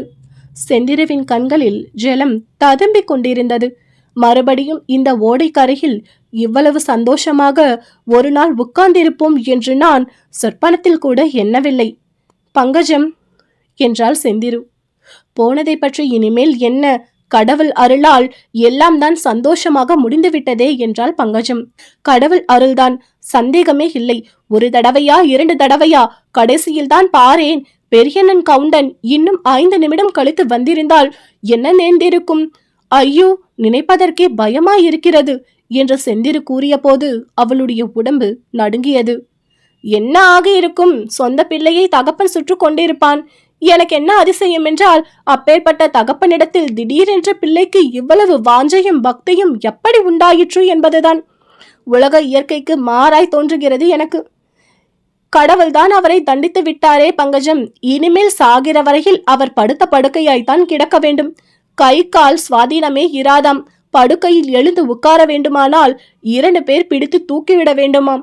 இப்படியாகிவிட்ட தகப்பனாரிடம் எந்த பிள்ளைக்குத்தான் கோபம் இருக்க முடியும்? அவரையாவது என்னையாவது பார்த்து விட்டால் போதும், கவுண்டருடைய கண்களில் ஜலம் பெருகி விடுகிறது. ஏதோ பேசுவதற்கு முயல்கிறார், வாய் குளறுகிறது, உடனே அழுது விடுகிறார். எனக்கே எல்லாம் மறந்து போய் அவரிடம் பரிதாபமாய் இருக்கிறது. பெற்ற பிள்ளைக்கு எப்படி இருக்கும் சொல்லேன்? ஆமாமடி, நீ கோயம்புத்தூருக்கு ஓடி வந்த கதையை அப்புறம் சொல்வதென்றாயே, சொல்லவே இல்லை. பார்த்தாயா? இப்போது சொல்லிவிடு. நாளைக்கு கல்யாணம் ஆகிவிட்டால் அப்புறம் உன்னோடு பேசுவதற்கு சமயம் கிடைக்குமா? என்னை திரும்பித்தான் பார்ப்பாயா? நாங்கள் ஒன்றும் அப்படிப்பட்டவர்கள் அல்ல. நாங்களா? அதற்குள்ளே பார்த்தாயா? கொண்டாடுவதை பார்த்தாயா? பரிகாசம் இருக்கட்டும் டி. கல்யாணமாகி கையில் கங்கணத்துடன் அவர் சத்தியாகிரகம் செய்து ஜெயிலுக்கு போகிறார். 6 மாதமோ 1 வருடமோ எப்போது திரும்பி வருவாரோ தெரியாது. கல்யாணம் ஆகியும் பிரம்மச்சாரி, கடன் வாங்கியும் பட்டினி என்கின்ற கதைதான். அப்படி அவர் போகும் பட்சத்தில் நீ எங்களுடன் இருந்திரு செந்திரு. அது முடியாதே அம்மா. அவர் ஜெயிலுக்கு போனால் நானும் கூட வருவேன் என்று சொன்னேன். கூடாது, நீதான் என் தகப்பனாரை பார்த்து கொள்ள வேண்டும் என்றார். அப்படியே பார்த்து கொள்வதாக வாக்களித்து விட்டேன். ஆஹா, தகப்பனாரிடம்தான் என்ன பக்தி! பிள்ளை என்றால் இப்படியல்லவா இருக்க வேண்டும்? பல நாள் கழித்து கிடைத்த அப்பா அல்லவா பங்கஜம். மேலும் இவர் என்ன சொல்கிறார் தெரியுமா? பகைவனுக்கு அருள்வாய் என்று பாரதியார் பாடியிருப்பதன் கருத்து இப்போதுதான் இவருக்கு விளங்குகிறதாம். மகாத்மா காந்தி போதிக்கும் அஹிம்சா தர்மத்தின் மேன்மையும் இப்போதுதான் நன்றாக தெரிகிறதாம். அஹிம்சையாவது தர்மவாவது நல்ல பைத்தியத்தை நீ கட்டிக்கொள்ள போகிறாயடி. நீ மட்டும் இல்ல, என்ன லேசா? ஏண்டி சுட்டி, ரொம்ப நன்றாய் பைத்தியம் வேஷம் போட்டாயாமே. அதோடையா யாரோ ஒரு சாமியார் தலையில் கல்லை தூக்கி போட்டாயாமே என்று பங்கஜம் சொல்லி வரும்போது செந்திருவின் கண்களில் ஜலம் ததும்பியது. அசடி, இதென்ன? எல்லாம் முடிந்த பிறகு இப்போதென்ன கண்ணீர்? உனக்கு வேடிக்கையாக இருக்கிறதா அடி அம்மா? ஐயோ, அந்த மலை பங்களாவில் நான் பட்ட கஷ்டத்தை நினைத்தால். போடி போ ஜாலக்காரி. நீ பட்ட கஷ்டங்களைப் போல் 100 மடங்கு கஷ்டங்களை நான் அனுபவிக்க தயார், தெரியுமா என்று பங்கஜம் கூறி செந்திருவின் காதண்டை வாயை வைத்து மெதுவாக, உனக்கு கிடைத்தது போல் ஒரு காதலன் எனக்கு கிடைப்பதாய் இருந்தாள் என்றாள். செந்திருவின் முகம் மலர்ந்தது. அவள் பங்கஜத்தின் கன்னத்தை கிள்ளினாள். அச்சமயத்தில் ஏதும் சத்தம் கேட்க இருவரும் திடுக்கிட்டு திரும்பி பார்த்தார்கள். சற்று தூரத்தில் மகுடபதி ஓடையில் இறங்கி தண்ணீரில் கையால் சலசலவென்று சத்தம் உண்டாக்கி கொண்டிருந்தான். உடனே பங்கஜம், கில்லாதடி, இதோ நான் போறேன், அவர் வந்துட்டா நீ போய்த்தலன்னு சொல்ல வேண்டியது தானே என்று எழுந்திருந்து போகத் தொடங்கினாள்.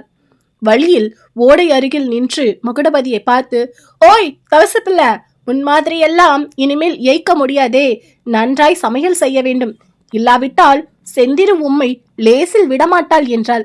மகுடபதி அசட்டு சிரிப்பு சிரித்தான். அதோ பார்த்தீரா, அங்கே ஒரு பைத்தியம் இருக்கிறதே, ஜாக்கிரதை, ஒரே கூச்சல் போடும், அப்புறம் தலையில் கல்லை தூக்கி போடும், கையை கெட்டியாய் பிடித்துக்கொண்டு வாயை இறுக்கி மூடிவிடும் என்று சொல்லிவிட்டு விரைவாக பங்களாவை நோக்கி ஓடினாள். அவள் மரங்களின் பின்னால் மறையும் வரையில் பார்த்து கொண்டிருந்து விட்டு மகுடபதி செந்திரு இருந்த இடத்தை நோக்கி நடந்தான். செந்திரு அவன் வருவதை கடை கண்ணால் பார்த்தாள். உடனே சட்டென்று முன்னை போல் தரையில் படுத்துக்கொண்டு கண்களையும் மூடிக்கொண்டாள். அவளுடைய இதழ்களில் வெக்கத்துடன் கூடிய புன்னகை மலர்ந்தது. அவளுடைய அழகிய கன்னங்களில் குழி விழுந்தது. அந்த மரத்தின் மேலே 2 தூக்கணாங்குருவிகள் உட்கார்ந்திருந்தன. அவை தலையை சாய்த்து சிறிது நேரம் கீழே உற்று பார்த்தன. பிறகு ஒன்றையொன்று பார்த்து பறவைகளின் பாஷையில் கலகலவென்று சிரித்தன.